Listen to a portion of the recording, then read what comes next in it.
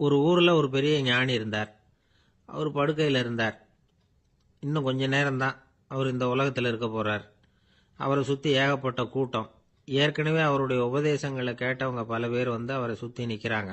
அந்த ஞானி மெதுவாக கண்ணை திறந்து பார்க்குறார். எல்லாரும் அவருடைய கடைசி வார்த்தையை கேட்கறதுக்காக அவளோட காத்துக்கிட்டு இருக்கிறாங்க. அந்த ஞானி மெதுவாக பேச ஆரம்பித்தார். நான் என்னுடைய வாழ்நாள் பூராவும் உங்களுக்கு நிறைய போதனைகள் சொல்லிக்கிட்டு இருக்கிறேன். பேரானந்தம், மகிழ்ச்சி, தியானத்தன்மை இதை பற்றியெல்லாம் சொல்லியிருக்கிறேன். இப்போ நான் வேற ஒரு கரைக்கு போய்கிட்டு இருக்கிறேன். நான் இனிமேல் இந்த கரையில் இருக்க மாட்டேன். நீங்கள் நான் சொன்னதையெல்லாம் கேட்டீங்க. ஆனால் எதையும் நீங்கள் வந்து நடைமுறைப்படுத்தி பார்க்கல. எல்லாம் கேட்டதோட சரி, அதோட விட்டுட்டீங்க. அப்புறம் அதை தள்ளி போட்டுக்கிட்டே வந்துட்டீங்க. மேலும் அதை தள்ளி போடுறதுல எந்த பிரயோஜனமும் கிடையாது. இப்போ நான் போய்கிட்டு இருக்கிறேன். உங்களில் யாராவது என்னோட வர்றதுக்கு தயாரா அப்படின்னு கேட்டார். அவ்வளவுதான். யாரும் வாயை திறக்கல. ஒரே மௌனம். சத்தமே இல்லை. ஒருத்தர் பார்த்துக்கிட்டே நிற்கிறாங்க. அந்த கூட்டத்தில் ஒரு ஆள் அந்த ஞானி கூடவே 40 வருஷத்துக்கு மேலே இருந்திருக்கிறான். அவனும் வாயை திறக்காம இன்னொருத்தன் முகத்தை பார்த்துக்கிட்டே நிற்கிறான். இந்த சமயத்தில் பின்னாடி நின்றுக்கிட்டு இருந்த ஒருத்தன் கையை தூக்கினான். ஞானி அவனை பார்த்தார். சரி, ஒருத்தனுக்காவது நம்மோட வர்றதுக்கு தைரியம் இருக்குது அப்படின்னு நினைச்சார். ஆனால் அந்த ஆள் என்ன சொன்னான் தெரியுமா? ஐயா, நீங்கள் கேட்குறப்போ நான் உடனே எழுந்திருக்கல, கையை மட்டும்தான் தூக்கினேன். என்ன காரணம்னா, நான் எப்படி அடுத்த கரைக்கு வந்து சேர்றதுங்கிறது தெரிஞ்சுக்கிறதுக்காகத்தான். அந்த விவரத்தை மட்டும் இப்போ உங்ககிட்ட இருந்து நான் தெரிஞ்சுக்க ஆசைப்படுறேன். ஏன்னா இப்போ நான் உங்கள் கூட வர்றதுக்கு தயாராக இல்லை. எவ்வளவோ காரியங்களை நான் இன்னும் இங்கே முடிக்க வேண்டி இருக்குது. வீட்டுக்கு ஒரு விருந்தினர் வந்திருக்கிறார். என்னுடைய இளைய மகனுக்கு கல்யாணம் பண்ணி வைக்கணும். அதனால் இன்னைக்கு உங்கள் கூட வர முடியாது. அது மட்டும் இல்லை, இப்போ உங்கள் கூட அடுத்த கரைக்கு வந்தால் திரும்பி வர முடியாதுன்னு வேற சொல்கிறீங்க. அதனால் இப்போ நான் வரல. இன்னொரு நாள் நிச்சயமாக நான் வர்றேங்க, வந்து உங்களை சந்திக்கிறேன். அதனால் இப்போ நீங்கள் இன்னொரு தடவை எங்களுக்கு விளக்கமாக சொல்லணும். ஏற்கனவே பல தடவை சொல்லியிருக்கிறீங்க. தயவு பண்ணி இப்போ ஒரு தடவை சொன்னீங்கன்னா சௌரியமாக இருக்கும். அந்த அடுத்த கரையை அடையிறது எப்படி? இப்போ ஒரு தடவை அதை விளக்கமாக சொல்லிட்டீங்கன்னா நல்லா ஞாபகப்படுத்திக்குவேன். அது சரியான சமயம் வர்றப்போ இது எனக்கு உதவியாக இருக்கும் அப்படின்னு நானா. ஆனால் உண்மை என்ன தெரியுமா? அந்த சரியான சமயம் வரவே இல்லை அப்படிங்கிறது தான் உண்மை. இப்படி அந்த கதை முடியும். இந்த கதை வந்து அந்த ஒரு ஆளுக்கு மட்டும் இல்லை, கிட்டத்தட்ட எல்லாருக்குமே அது பொருந்தும் அப்படிங்கிறாங்க விவரம் தெரிஞ்சவங்க. எல்லாருமே அந்த சரியான தருணத்துக்காகத்தான் காத்துக்கிட்டு இருக்கிறாங்களாம். அதுக்காக ஜோசியம் பார்க்குறாங்க, கைரேகை பார்க்குறாங்க. நாளைக்கு என்ன நடக்குங்கிற ஆவலில் எல்லாரும் காத்துக்கிட்டு இருக்கிறாங்க. ஆனால் அந்த ஒரு நாள் ஒருபோதும் வரப்போகிறதில்ல. நீங்கள் தள்ளி போடுறதுக்காக பல அர்த்தமில்லாத காரணங்களை தேடுறீங்க அப்படிங்கிறார் ஒரு ஞானி. காத்திருக்கிறதுலேயே நம்ம காலம் ஓடி போயிடுது. ஏன்னா இன்னைக்கு நாம் சிந்திக்கிறது நாளைக்கு நாம் சிந்திக்கிறது இல்லை. ஒவ்வொரு நாளும் ஒவ்வொரு மாதிரி போயிடுது. நாளைக்கு மறுநாளை பற்றியே சிந்திக்கிறோம். இப்படியே அது பாட்டுக்கு போயிடும். கரையை தொட்டு பார்க்கறது எப்போ? இதுதான் கேள்வி. நமக்கு வேண்டியப்பட்ட ஒருத்தர் ஒரு ரயில்வே பிளாட்ஃபாரத்தில் நின்றுட்டு இருக்கிறார். அங்கே இருக்கிறவங்க கிட்ட கேட்குறாராம், விசாரிக்கிறார். ஏங்க கிழக்க போகிற ரயில் போயிட்டுதுங்களான்னாராம். போயிட்டுதுன்னு இருக்கிறாங்க. கொஞ்ச நேரம் கழிச்சு, ஏங்க மேற்க போகிற ரயில் போயிட்டுதுங்களான்னு கேட்டிருக்காரு. போயிட்டுதுங்களான் இருக்காங்க. அப்புறம் கொஞ்ச நேரம் கழிச்சு மறுபடியும் ஏங்க 10:30 மணி வண்டி போயிட்டுதான்னு கேட்டிருக்காரு. தொடர்ந்து காலையிலேருந்து சாயந்தரம் வரைக்கும் இப்படி ஒரே இடத்துல நின்றுட்டு கேட்டுக்கிட்டே இருக்கிறார். இதை பார்த்துக்கிட்டு இருந்த ஒருத்தர் அவர்கிட்ட வந்து, ஏங்க நீங்கள் எங்கே போகணும் அப்படின்னு கேட்டாராம். இவர் மெதுவாக சொன்னாராம், இந்த ரயில்வே லைனை தாண்டி அந்த பக்கம் போகணும் அப்படின்னாராம். ஒரு அம்மா தெருவில் உட்காந்து என்னத்தையோ தேடிட்டு இருக்கிறாங்க. அந்த அம்மா ஒரு சூஃபி ஞானி. அவங்க பேர் என்னன்னா ரபியா அல் அடாவியா. அந்த அம்மாவுக்கு கண் கூட தெளிவாக தெரியாது. அந்த பக்கமாக வந்த சில பேர் இவங்களுக்கு உதவி செய்யறதுக்காக வந்தாங்க. என்ன தேடிட்டு இருக்கிறீங்க அப்படின்னு கேட்டாங்க. இதுக்கு அந்த அம்மா, அந்த கேள்வி அவ்வளவு முக்கியத்துவம் இல்லை, நான் தேடிட்டு இருக்கிறேன், உங்களால் முடிஞ்சால் எனக்கு உதவி பண்ணலாம் அப்படின்னாங்களாம். உதவி செய்ய வந்தவங்களுக்கு ஆச்சரியம். எதை தேடுறோங்கிறது தெரியாமல் இப்படி ஏன் நேரத்தை செலவழிக்கிறீங்க? நாங்கள் எப்படி உங்களுக்கு உதவ முடியும்? எங்களுக்கு ஒன்றும் புரியலையே அப்படின்ட்டுருக்காங்க. சரி, உங்களை திருப்தி பண்ணுறதுக்காக சொல்கிறேன். ஒரு குண்டூசி தொலைஞ்சு போச்சு, அதை தேடுறேன் அப்படின்னாங்களாம் அந்த அம்மா. அதுக்கப்புறம் இவங்களும் சேர்ந்து தேட ஆரம்பிச்சிட்டாங்க. கொஞ்ச நேரம் ஆச்சு, ஒன்றும் கிடைக்கல. உதவி செய்ய வந்தவங்களும் அழுத்து போட்டாங்க. அப்புறம் கேட்டாங்க, பாருங்கம்மா, இது ரொம்பவும் பெரிய தெரு, அகலமான தெரு. அதனால் குறிப்பாக நீங்கள் எந்த இடத்துல அந்த குண்டூசியை தொலைச்சிங்க அதை சொல்ல முடியுமான்னாங்களாம். இதுக்கு அந்த அம்மா, நீங்கள் மறுபடியும் அர்த்தமில்லாத கேள்வியை கேட்குறீங்க, உங்கள் கேள்விக்கும் நான் தேடுறதுக்கும் என்ன சம்பந்தம்னாங்களாம். இதை கேட்டதும் அவங்க ஒரு மாதிரி ஆயிட்டாங்க. என்னம்மா நீங்கள் பைத்தியம் மாதிரி பேசுகிறீங்க அப்படின்னாங்களாம். சரி, உங்களை மறுபடியும் திருப்திப்படுத்துறதுக்காக சொல்கிறேன். அதை நான் எங்கள் வீட்டில் தொலைச்சுட்டேன் அப்படின்னாங்களாம். அப்புறம் எதுக்காக இங்கே வந்து தேடிட்டு இருக்கிறீங்க அப்படின்னு கேட்டிருக்காங்க. ஏன்னா இங்கே தான் வெளிச்சம் அதிகமாக இருக்குது, அங்கே வீட்டுக்குள்ளே இருட்டாக இருக்குது, அதனால் இங்கே வந்து தேடுறேன். வெளிச்சம் உள்ள இடத்துல தானே தேட முடியும் அப்படின்னாங்களாம் அந்த ஞானி. இந்த கதைக்கு என்ன அர்த்தங்கிறத பெரியவங்க சொல்கிறாங்க. அதாவது இந்த தேடுதல்ங்கிறது ஒரு வியாதி. அது நம்ம சதா அலைய வைக்கும், பைத்தியமாக மாற்றுறதுக்கு முயற்சி பண்ணோம். ஒரு காலம் அது நிறைவு அடையவே அடையாது. வாழ்வுங்கிறது ஒரு புரிந்து கொள்ள முடியாத சதா இயங்கி கொண்டிருக்கிற ஒரு செயல். அதுக்கு ஆரம்பமும் இல்லை, முடிவும் கிடையாது. எதையோ தேடணும் அப்படிங்கிற உந்துதல் நமக்குள்ளே இருக்கும், ஆனால் குறிப்பாக எதை தேடிட்டு இருக்கிறோம் அப்படிங்கிறது புரியாது. அப்படி ஏதாவது ஒன்றை தேடி அடைஞ்சிடுறோம்னு வச்சுங்க, உடனே ஒரு அதிருப்தி வந்துடும். அதனால் வாழ்க்கைங்கிறது சலிப்பு நிறைந்தது அப்படிங்கிற எண்ணத்தை உண்டாக்கிக்கிறோம். ஒன்று அடைஞ்சதுக்கு அப்புறம் இன்னொன்று தேட ஆரம்பிச்சிருவோம். ஆக இந்த தேடல்ங்கிறது நாம் ஒன்று அடைஞ்சாலும் அடையாவிட்டாலும் தொடர்ந்து நடந்துக்கிட்டு தான் இருக்கும். இதுக்கு முடிவே கிடையாது. இந்த உண்மையை நாம் நல்லா புரிஞ்சுக்கணும் அப்படிங்கிறது பெரியவங்களுடைய கருத்து. ஏழையும் தேடுறான், பணக்காரனும் தேடுறான், நோயாளியும் தேடுறான், நோய் இல்லாதவனும் தேடுறான், அதிகாரம் உள்ளவனும் தேடுறான், அதிகாரம் இல்லாதவனும் தேடுறான், முட்டாளும் தேடுறான், அறிவாளியும் தேடுறான். ஆனால் யாரும் இதை தான் தேடி சாதிக்க போகிறோம், இதுதான் முடிவு அப்படின்னு திட்டவட்டமாக சொன்னதில்லை. ஒன்று அடைஞ்சதும் இன்னொன்று தேட ஆரம்பிச்சிடுறாங்க, அவ்வளோதான். அதாவது உங்களின் தேடுபவர் உங்கள் உள்ளேதான் இருக்கிறார், அவரை தேடி கண்டுபிடியுங்கள். இதுதான் ஞானிகள் நமக்கு சொல்லுகிற ஒரு ஆலோசனை. நம்மால் ஒருத்தன் ஜெயிலில் இருந்தான். இன்னொரு கைதி அவனை பார்த்து கேட்டான், ஏன்பா உன்னை பார்க்கறதுக்கு வெளியிலேருந்து யாருமே இங்கே வர்றது இல்லையே, உனக்கு சொந்தக்காரங்களே கிடையாதா அப்படின்னு கேட்டானா. ஏன் இல்லை, எனக்கு சொந்தக்காரங்க நிறைய பேர் உண்டு, அவங்க என்னை பார்க்க வராததுக்கு காரணம் வேற அப்படின்ட்டுருக்கான் இவன். என்ன காரணம்னு கேட்டான் அவன். அதுக்கு இவன் சொன்னானா, அதுக்கு என்ன காரணம்னா அவங்க எல்லாரும் இங்கே உள்ளேயே இருக்கிறாங்க அப்படின்னா. ஆஃபீஸ் முடிஞ்சு வீட்டுக்கு போகிற சமயத்தில் ஒருத்தர் கடைக்கு போய் ஸ்வீட் வாங்கினார். சரி, வீட்டுக்கு பிள்ளைங்களுக்கு தான் வாங்கிட்டு போகிறார் அப்படின்னு மற்றவங்க நினச்சாங்க. அவர் அப்படி செய்யல. அந்த இடத்துலையே பொட்டலத்தை பிரித்தார். திருட மாதிரி அப்படியே சுற்றி ஒரு தரம் பார்த்துக்கிட்டார். யாரும் தெரிஞ்சவங்க இல்லைங்கிறத முடிவு பண்ணிவிட்டு அவசரமாக அதை அப்படியே போட்டு முழுகிவிட்டு கையை தொடச்சிக்கிட்டு நல்ல பிள்ளை மாதிரி நடந்து போக ஆரம்பிச்சிட்டார். அவர் யாருன்னா, அவரோட பிரச்சனை எல்லாருக்கும் தெரியாது, சில பேருக்கு தான் தெரியும். அதாவது அவர் உடம்புல சர்க்கரை இருக்குன்னு டாக்டர் சொல்லிவிட்டாராம். அதனால் வீட்டில் சர்க்கரையே இவர் கண்ணில் காட்டுறதில்ல. அதனால் இவர் யார் கண்ணிலையும் படாமல் இப்படிப்பட்ட வேலைகள்லாம் செய்கிறது வழக்கம். யாருக்கும் தெரியாமல் இப்படி ஸ்வீட்டை வாங்கி சாப்பிட்டுட்டு அவர் பாட்டுக்கு போயிடுறது. இப்படிப்பட்டவங்களுக்கெல்லாம் கொஞ்சம் ஆறுதலான தகவல் இன்னைக்கு.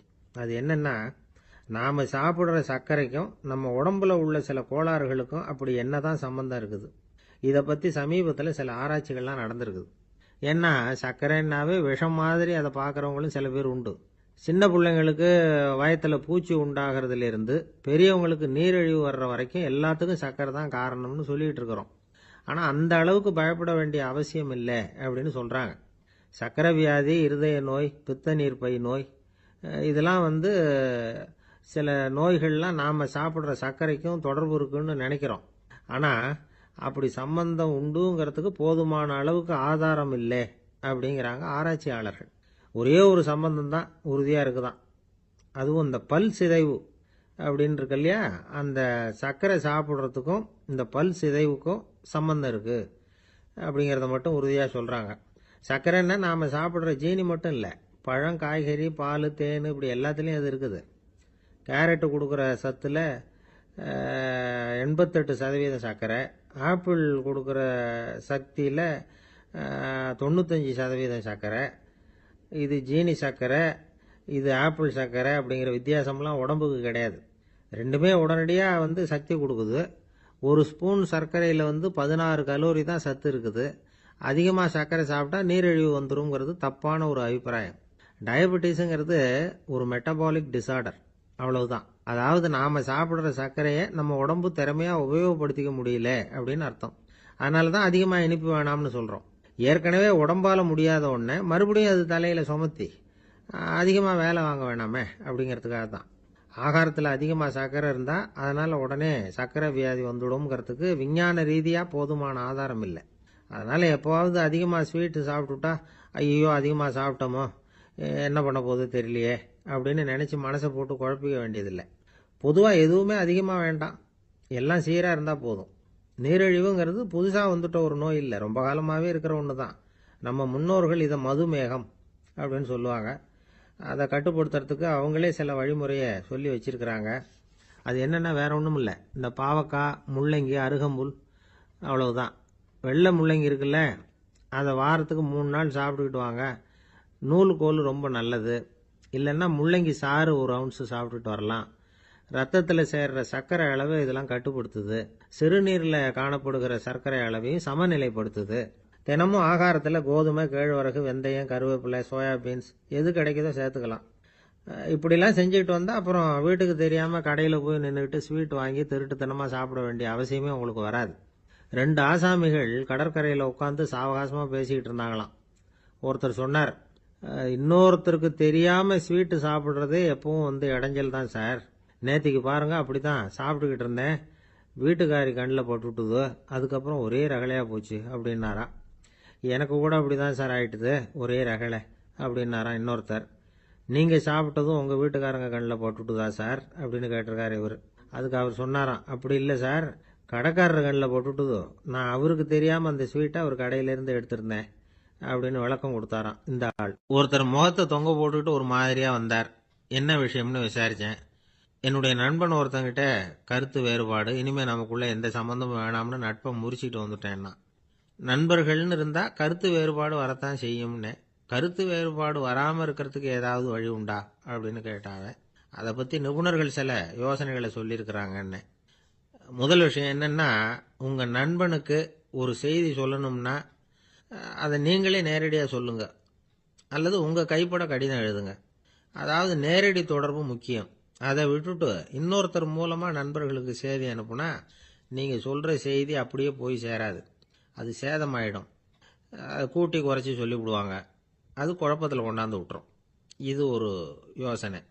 2வது யோசனை என்னன்னா, நீங்கள் ஒரு நல்ல காரியத்தை செய்யும் பொழுது உங்கள் நண்பரையும் சேர்த்துக்குங்க, அவருக்கும் அதில் ஒரு ஈடுபாட்டை உருவாக்குங்க. 3வது யோசனை, நம்ம பக்கத்தில் இருக்கிற நண்பர் மகிழ்ச்சி அடைகிற மாதிரி ஏதாவது செய்யணும். சின்ன சின்ன செயல்களாக இருந்தாலும் பரவாயில்ல, அவர் நமக்கு எதுவும் செய்யலையே, நாம் எதுக்கு செய்யணும் அப்படின்னு நினச்சிக்கிட்டு இருக்கக்கூடாது. 4வது யோசனை என்னென்னா, உங்களுக்கு ஒரு பிரச்சனையா அல்லது உங்கள் நண்பருக்கு ஒரு பிரச்சனையா, எதுவாக இருந்தாலும் 2 பேரும் சேர்ந்து உட்காந்து ஆலோசனை பண்ணுங்க. நம்ம யோசனையும் கேட்கப்படுதே அப்படிங்கிற நினைப்பே அவருக்கு ஒரு மன நிறைவை உண்டாக்குமா. 5வது யோசனை, உங்கள் நண்பர் ஏதோ ஒரு காரியத்தை செய்கிறார், நீங்கள் உடனே அவசரப்பட்டு நீ செய்கிறது தப்புன்னு தீர்ப்பு சொல்லக்கூடாது. அவர் அதை செய்யறதுக்கான நியாயங்கள் எவ்வளவோ இருக்கும், அதை புரிஞ்சுக்கிறதுக்கு முயற்சி பண்ணணும். 6வது யோசனை, உங்கள் நண்பர் என்ன சொன்னாலும் அதை பொறுமையாக கேளுங்க. அவர் சொல்கிறத புரிஞ்சுக்கணும், அவர் சொல்ல விரும்புகிறத புரிஞ்சுக்கணும், அவர் சொல்ல முடியாமல் தவிக்கிறதையும் புரிஞ்சுக்கணும். இப்படி 3 விதமாகவும் அவரை புரிஞ்சுக்கிட்டு அதுக்கு தகுந்த மாதிரி செயல்படணும். 7வது யோசனை என்னன்னா, உங்கள் நண்பர் உங்ககிட்ட ஏதோ ஒரு கருத்தை சொல்கிறார், அது உங்களுக்கு பிடிக்கல, அதுக்காக உடனே நீ சொல்கிறது சரியில்லை, நான் ஒத்துக்க மாட்டேன் அப்படின்லாம் மறுத்துக்கிட்டு இருக்கக்கூடாது. அவர் சொல்கிறத கேட்கணும், பொறுமையாக சிந்திக்கணும், அதுக்கப்புறம் பதில் சொல்லணும். இப்படிலாம் நடந்துக்கிட்டால் நண்பர்களுக்குள்ள கருத்து வேறுபாடு வர்றதுக்கு வாய்ப்பே இருக்காது அப்படின்னு வல்லுநர்கள் தொகுத்து சொல்லியிருக்கிறாங்க இந்த யோசனைகளை. எனக்கு தெரிஞ்ச சில நண்பர்கள் உண்டு, அவங்களுக்குள்ளேயும் கருத்து வேறுபாடுகள் வராமல் இருக்கிறதுக்கு சில நுட்பங்களை கையாளுறது உண்டு. ஒருத்தர் சொன்னார், அந்த டாக்டர் சின்ன வயசுலேருந்து என் கூட பழகினவர், நாங்கள் 2 பேரும் இணை பிரியாத நண்பர்கள். இருந்தாலும் எனக்கு உடம்பு சரியில்லைன்னா நான் அவர்கிட்ட வைத்தியம் பார்த்துக்க மாட்டேன் அப்படின்னார் ஒருத்தர். ஏன் அப்படின்னு கேட்டேன். எங்கள் நட்பு கெட்டுப்போடக்கூடாது இல்லையா, அதனால தான் அப்படின்னாரு இவர். ஒரு நண்பர் அவசரமாக என்கிட்ட ஓடி வந்தார். அப்புறம் சொன்னார், என்னால் நம்பவே முடியல சார், என் பையனா அப்படி அப்படின்னு சொல்லி ஆச்சரியப்பட்டார். உங்கள் பையன் அப்படி என்னதான் செஞ்சுட்டான் அப்படின்னு கேட்டேன். என்னால் முடியாத ஒரு காரியத்தை அவன் செஞ்சுட்டான் சார் அப்படின்னார். அது என்னன்னு தான் சொல்லுங்களேன். என்ன, 5வது வகுப்பில் அவன் ஒரே தடவையில் தேறிட்டான் சார், அதாவது ஒரே அட்டம்ப்டில் பாஸ் ஆகிருக்கான் அப்படின்னார் மூச்சு வாங்க. கஷ்டப்பட்டு பரீட்சை எழுதுனது அவன், இவருக்கு ஏன் மூச்சு வாங்குது? நம்மால் செய்ய முடியாத ஒரு காரியத்தை இன்னொருத்தர் செய்யும் பொழுது அது நமக்கு ஆச்சரியமாக இருக்குது. சர்க்கஸ் பார்க்குறோம், ஒருத்தர் அந்த இடத்துல தொங்குறார், அது நமக்கு ஆச்சரியம். ஏன்னா அது நம்மால் முடியாத காரியம். நம்மால் முடியாத ஒன்றை அடுத்தவர் எளிதாக செய்யும் பொழுது நாம் மருள்வது இயற்கை. இதை தான் தொல்காப்பியம் மருட்கை அப்படின்னு சொல்லுது. இந்த வியப்பு இருக்குதே, இது 4 வகையில் ஏற்படுறதாக தொல்காப்பியம் சொல்லுது. அது என்ன 4 வகை? முதல் வகை எப்படின்னா புதுமையான அரிய செயல்களை செய்கிறது. 2வது வகை என்னன்னா பெரும் செயல்களை செய்கிறது. 3வது வகை என்னன்னா மிக நுட்பமான செயல்களை செய்கிறது. 4வது வகை என்னன்னா ஆக்கம் தரும் செயல்களை செய்கிறது. புதுமை, பெருமை, சிறுமை, ஆக்கமோடு மதினம் சாலா மருட்கை 4 அப்படிங்கிறது தொல்காப்பியம். இன்னைக்கு விஞ்ஞானம் புதுசு புதுசாக எதையோ கண்டுபிடிக்குது. ஆரம்பத்தில் அது ஆச்சரியமா இருக்கு, அப்புறம் அது நமக்கு பழகி போடுது. வானொலி பெட்டி புதுசாக வந்தப்போ ஒரு பெட்டி பேசுதுங்கிறது எவ்வளவு பெரிய ஆச்சரியம். இப்போ யாரும் அதை ஆச்சரியமா பார்க்கறது இல்லை. மதினம் சாலா மருட்கை அப்படின்னு ஒரு சொற்றொடர் வருது பாருங்க, அதில் கருத்தாழம் உண்டு.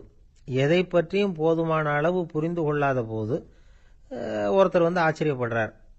புரிந்து கொண்ட பிறகு ஆச்சரியம் மறைஞ்சு போடுது. மிக நுட்பமான செயல்களும் நம்ம ஆச்சரியப்பட வைக்கும். ஒரு அரிசியில் ஒரு திருக்குறளை எழுதி காட்டுறாங்க, ஒரு முட்டை ஓட்டுக்குள்ள ஓவியம் தீட்டி காட்டுறாங்க. கருங்கல் சிற்பங்களில் எவ்வளவு நுட்பமான வேலைப்பாடுகளை எல்லாம் பார்த்து ஆச்சரியப்படுறோம். இது மாதிரி ஆக்கப்பூர்வமான அரிய செயல்களை செய்யறது கூட வியப்பை உண்டு பண்ணும். குப்பை கூலங்களை கூட வாழ்க்கைக்கு பயன்படுகிற பொருளாக மாற்றுகிறவர்கள் இருக்காங்க. அவர்களுடைய செயல் வியப்பு அளிக்குது. இடைக்காட்டு சித்தர் பாடின 30 நூலில் வர்ற ஒரு பாடல், ஆற்றல் பிறர் அறிதலின் அகம் கிளர்வு உறுதலின் கற்று அறி பாணர் கெழுமிய கோடலின் தோற்றம் உருகவே போற்றல் சால் வியப்பே. ஒருத்தருடைய ஆற்றல் தெரியாமல் இருந்தது, அவருடைய அரிய செயலை பார்க்கும் பொழுது வியப்பா இருந்தது, மனசுக்குள்ள கிளர்ச்சி. பாவலர்கள் இவர்களுடைய புகழை பாடி மற்றவர்களும் தெரிந்து கொள்ளுமாறு செய்கிறார்கள். அப்படிங்கிறதான் ஒரு யதார்த்தமான உண்மை. ஆக எல்லா வகையிலும் மக்கள் தங்களுடைய வாழ்க்கையில முன்னேறுவதற்கான வழிகாட்டுகிற ஒரு மெய்ப்பாடு தான் வியப்புங்கிறது. இந்த காலத்தில் நம்ம எப்படியெல்லாம் ஆச்சரியப்பட வைக்கிறாங்க. ஒரு ஆளை பிடிச்சி ஜெயிலில் கொண்டு வந்தாங்க. ஜெயில் அதிகாரி அவனை ரொம்ப ஆச்சரியமா பார்த்தாராம். இவன் கேட்டான், ஏன் சார் அப்படி பார்க்குறீங்க, நான் இப்போ இங்கே வர்றது உங்களுக்கு ஆச்சரியமா இருக்குதா அப்படின்னு கேட்டிருக்கான். இதுக்கு ஜெயில் அதிகாரி சொல்லியிருக்கார், நீ இப்போ இங்கே வந்ததில் எனக்கு ஒன்றும் ஆச்சரியம் இல்லைப்பா, ஏற்கனவே நீ இங்கேருந்து விடுதலையாகி போய் 6 மாதம் ஆச்சு, இவ்வளவு லேட்டாக வர்றியே அதுதான் எனக்கு ஆச்சரியமா இருக்கு அப்படின்னாராம். ஒரு நண்பர், அவர்கிட்ட பேசிக்கிட்டு இருந்தேன். மனித உறவுகள் பற்றி அவர் சொல்லிகிட்டு இருந்தார். அமெரிக்காவில் தந்தை மகன் உறவு எப்படி இருக்கு அப்படிங்கிறத விளக்கறதுக்கு அவர் ஒரு கதையை சொன்னார். ஒரு அப்பா பகல் பூராவும் அலுவலகத்தில் வேலை, ஓடி ஆடி உழைச்சிக்கிட்டு களைச்சி போய் ராத்திரி 10 மணிக்கு மேலே வீடு திரும்பினான். வீட்டு வாசலில் அவரோட மகன் காத்துக்கிட்டு இருக்கிறான், இன்னமும் தூங்கலை. அப்பாவை வாசல்லையே தடுத்து நிறுத்தி, அப்பா உனக்கு சம்பளம் எவ்வளவு அப்படின்னு கேட்குறான். ஏற்கனவே ஆஃபீஸ் பிரச்சனைகளால் அழுத்து போய் திரும்புகிற அப்பாவுக்கு கோவம் வந்துடுது. என்னடா இப்படிலாம் கேளுன்னு உங்கள் அம்மா உனக்கு சொல்லி கொடுத்தாளா அப்படின்னு சொல்லிட்டு உள்ளே போய் சட்டையை கட்டி மாட்டி விட்டு குளிச்சு விட்டு மறுபடியும் வெளியில் உடையை மாற்றுகிற சமயம், அப்போ மறுபடியும் மகன் உள்ளே நிற்கிறான் அவர் முன்னாடியே. அப்பா உனக்கு எவ்வளவு சம்பளங்கிறான் மறுபடியும். அப்பாவுக்கு எரிச்சல் அதிகமாகிட்டுது. மணிக்கு $20 போதுமா அப்படின்னார். அப்படின்னா எனக்கு ஒரு $10 தர முடியுமான்னா மகன். இதுக்கு தான் என் சம்பளம் எவ்வளவுன்னு கேட்டியா, 2ஆம் வகுப்பு படிக்கிற உனக்கு எதுக்குடா $10 அப்படின்னு கத்திவிட்டு தொலைக்காட்சி பெட்டியின் முன்னாடி போய் உட்காந்துக்கிட்டு ஏதோ நிகழ்ச்சியை பார்க்க ஆரம்பிச்சுட்டார். கொஞ்ச நேரம் கழித்து மறுபடியும் மகன் நிற்கிறான். அப்பா ப்ளீஸ் எனக்கு ஒரு $10 கொடுக்க முடியுமா. மகனுடைய கண்களில் கண்ணீர். என்னடா அவன் கண்ணீரை காட்டி காரியம் சாதிக்கலாம்னு பார்க்குறியா, ஒரு காசு கூட கொடுக்க மாட்டான் போ அப்படின்னு விரட்டி விட்டான். மகன் கண்ணீரை தொடச்சிக்கிட்டே கண்ணை தொடச்சிக்கிட்டு பேசாமல் போய் படுத்துக்கிட்டானா. கொஞ்ச நேரம் ஆச்சு. அப்பாவோட கோபம் கொஞ்சம் கொஞ்சமாக குறைஞ்சிது. பிள்ளைகிட்ட கோபமாக கத்துனது தப்பு தாங்கிறது புரிஞ்சுது அவனுக்கு. எழுந்திரிச்சு போனான், படுக்கை இறக்கி போனான். மகனை பார்த்தான். அவன் தலையணையை கட்டி பிடிச்சிக்கிட்டு அழுதுகிட்டு இருக்கிறான். அவனை மெல்ல நெருங்கி அவங்ககிட்ட எதமாக பேசுறதுக்கு ஆரம்பித்தானான். எதுக்குடா உனக்கு $10 பள்ளிக்கூடத்தில் கேட்டாங்களா அப்படின்னு கேட்டானான். மகன் சொல்லியிருக்கான், இல்லை டாடி, உனக்கு 1 மணி நேரம் சம்பளம் $20ன்னு சொன்னேன். நீ ஏற்கனவே எனக்கு கொடுத்த பாக்கெட் மணி $10 என்கிட்ட இருக்கு. இப்போ நீ இன்னொரு $10 கொடுத்தீங்கன்னா அதையும் சேர்த்து $20 ஆகிடும். அந்த $20 நான் உனக்கு கொடுத்துருவேன். அப்படி கொடுத்தா நீ என் கூட 1 மணி நேரம் செலவழிப்ப இல்லையா? அதுக்காக தான் $10 கேட்டேன் அப்படின்னு சொன்னானான். அந்த அப்பா கண்ணு கலங்கி போச்சான். ஆதரவோட தன்னுடைய மகனை கட்டி பிடிச்சி அழ ஆரம்பிச்சுட்டாராம். இதுதான் நண்பர் சொன்ன கதை. அமெரிக்கா மட்டும் இல்லை, உலகம் பூராவும் இன்னைக்கு மனித உறவுகள் இப்படி தான் மாறிட்டு இருக்கு. பெரியவர்கள் அறிவுரை என்ன தெரியுமா? உங்கள் குழந்தைகளிடமிருந்து குழந்தை பருவத்தை பிரித்து விடாதீர்கள் அப்படிங்கிறது தான். அதாவது இன்றைய குழந்தைகள் தங்கள் பிருந்தாவனத்தை இழந்து விடுகிறார்கள் அப்படிங்கிறது அவங்களுடைய கருத்து. இந்த நிலைக்கு நாம் காரணமாக இருந்துடக்கூடாது. குழந்தைகளோட விளையாடுவோம், குடும்பத்தோடு உறவாடுவோம் அப்படிங்கிறது தான் நம்முடைய நோக்கமாக இருக்கணும். இன்றைய உறவு முறைக்கு இன்னொரு உதாரணம் சொல்லுவாங்க. ஒருத்தர் வந்தாராம், அவர் பக்கத்தில் ஒரு சின்ன பையன். நாம் அவரை விசாரிக்கிறோம், யார் இந்த பையன் அப்படின்னா அவர் சொல்கிறார், இவன் எனக்கு தூரத்து உறவு அப்படின்னாராம்.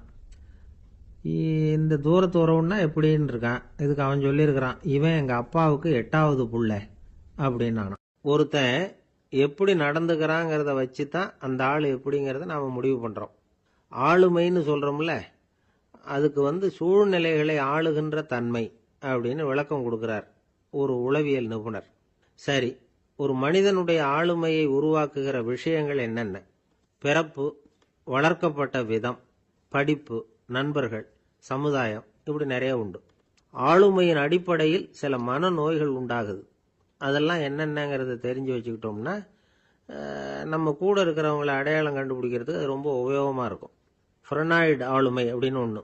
இந்த கோளாறு உள்ளவங்க எப்படி இருப்பாங்க தெரியுமா? அதிக உணர்ச்சி, சந்தேகம், பொறாமை இதெல்லாம் அதிகமாக இருக்கும். வளைஞ்சு கொடுக்க மாட்டாங்க. அடுத்தவங்களோட இணக்கமான உறவு இருக்காது. அவங்க செய்கிற தப்புக்கெல்லாம் அடுத்தவங்களை குறை சொல்லிட்டு இருப்பாங்க. இது ஒரு ரகம். அடுத்தது ஸ்கிசாய்டு ஆளுமை அப்படின்னு சொல்கிறாங்க. இந்த கோளாறு உள்ளவங்க அடுத்தவங்களோட பழக கூச்சப்படுவாங்க. சின்ன வயசுலேயே இது ஆரம்பமாயிடுது. பகல் கனவுலேயே சஞ்சரிப்பாங்க. அவங்களுடைய விரோதம், கோபம் இதை கூட வெளியில் காட்டிக்க முடியாமல் இருப்பாங்க. இவங்களுக்கு அகமுகம், பிரச்சனைகள்லேருந்து ஒதுங்கி எதுலேயும் ஈடுபாடு இல்லாதவங்களா இருப்பாங்க. இப்படி ஒரு ரகம். அடுத்தது சைக்ளோதமிக் ஆளுமை அப்படின்னு சொல்கிறாங்க. அது என்னன்னா, உணர்ச்சிகளில் ஏற்றத்தாழ்வு அதிகமாக இருக்குமா. சில சமயம் பார்த்தா மகிழ்ச்சியாக இருப்பாங்க, சில சமயம் சோகமாக உட்காந்துருப்பாங்க. அவங்க மனநிலைக்கு தகுந்த மாதிரி சமூக நிகழ்ச்சிகளில் பங்கெடுத்துக்குவாங்க.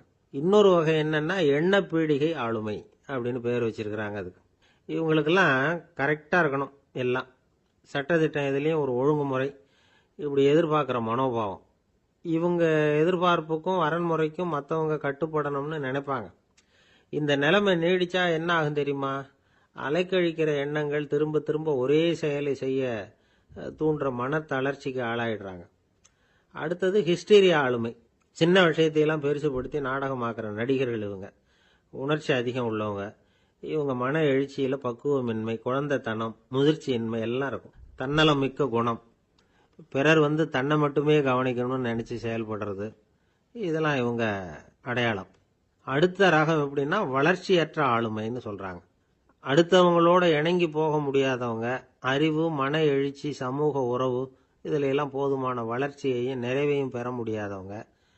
இவங்களால வாழ்க்கையில் முன்னேற முடியாது. பிச்சைக்காரங்க, குற்றவாளிகள், இவங்ககிட்டெல்லாம் இது மாதிரியான ஆளுமை அதிகமாக இருக்குமா. அடுத்தது என்னென்னா, சோர்வுடைய ஆளுமை.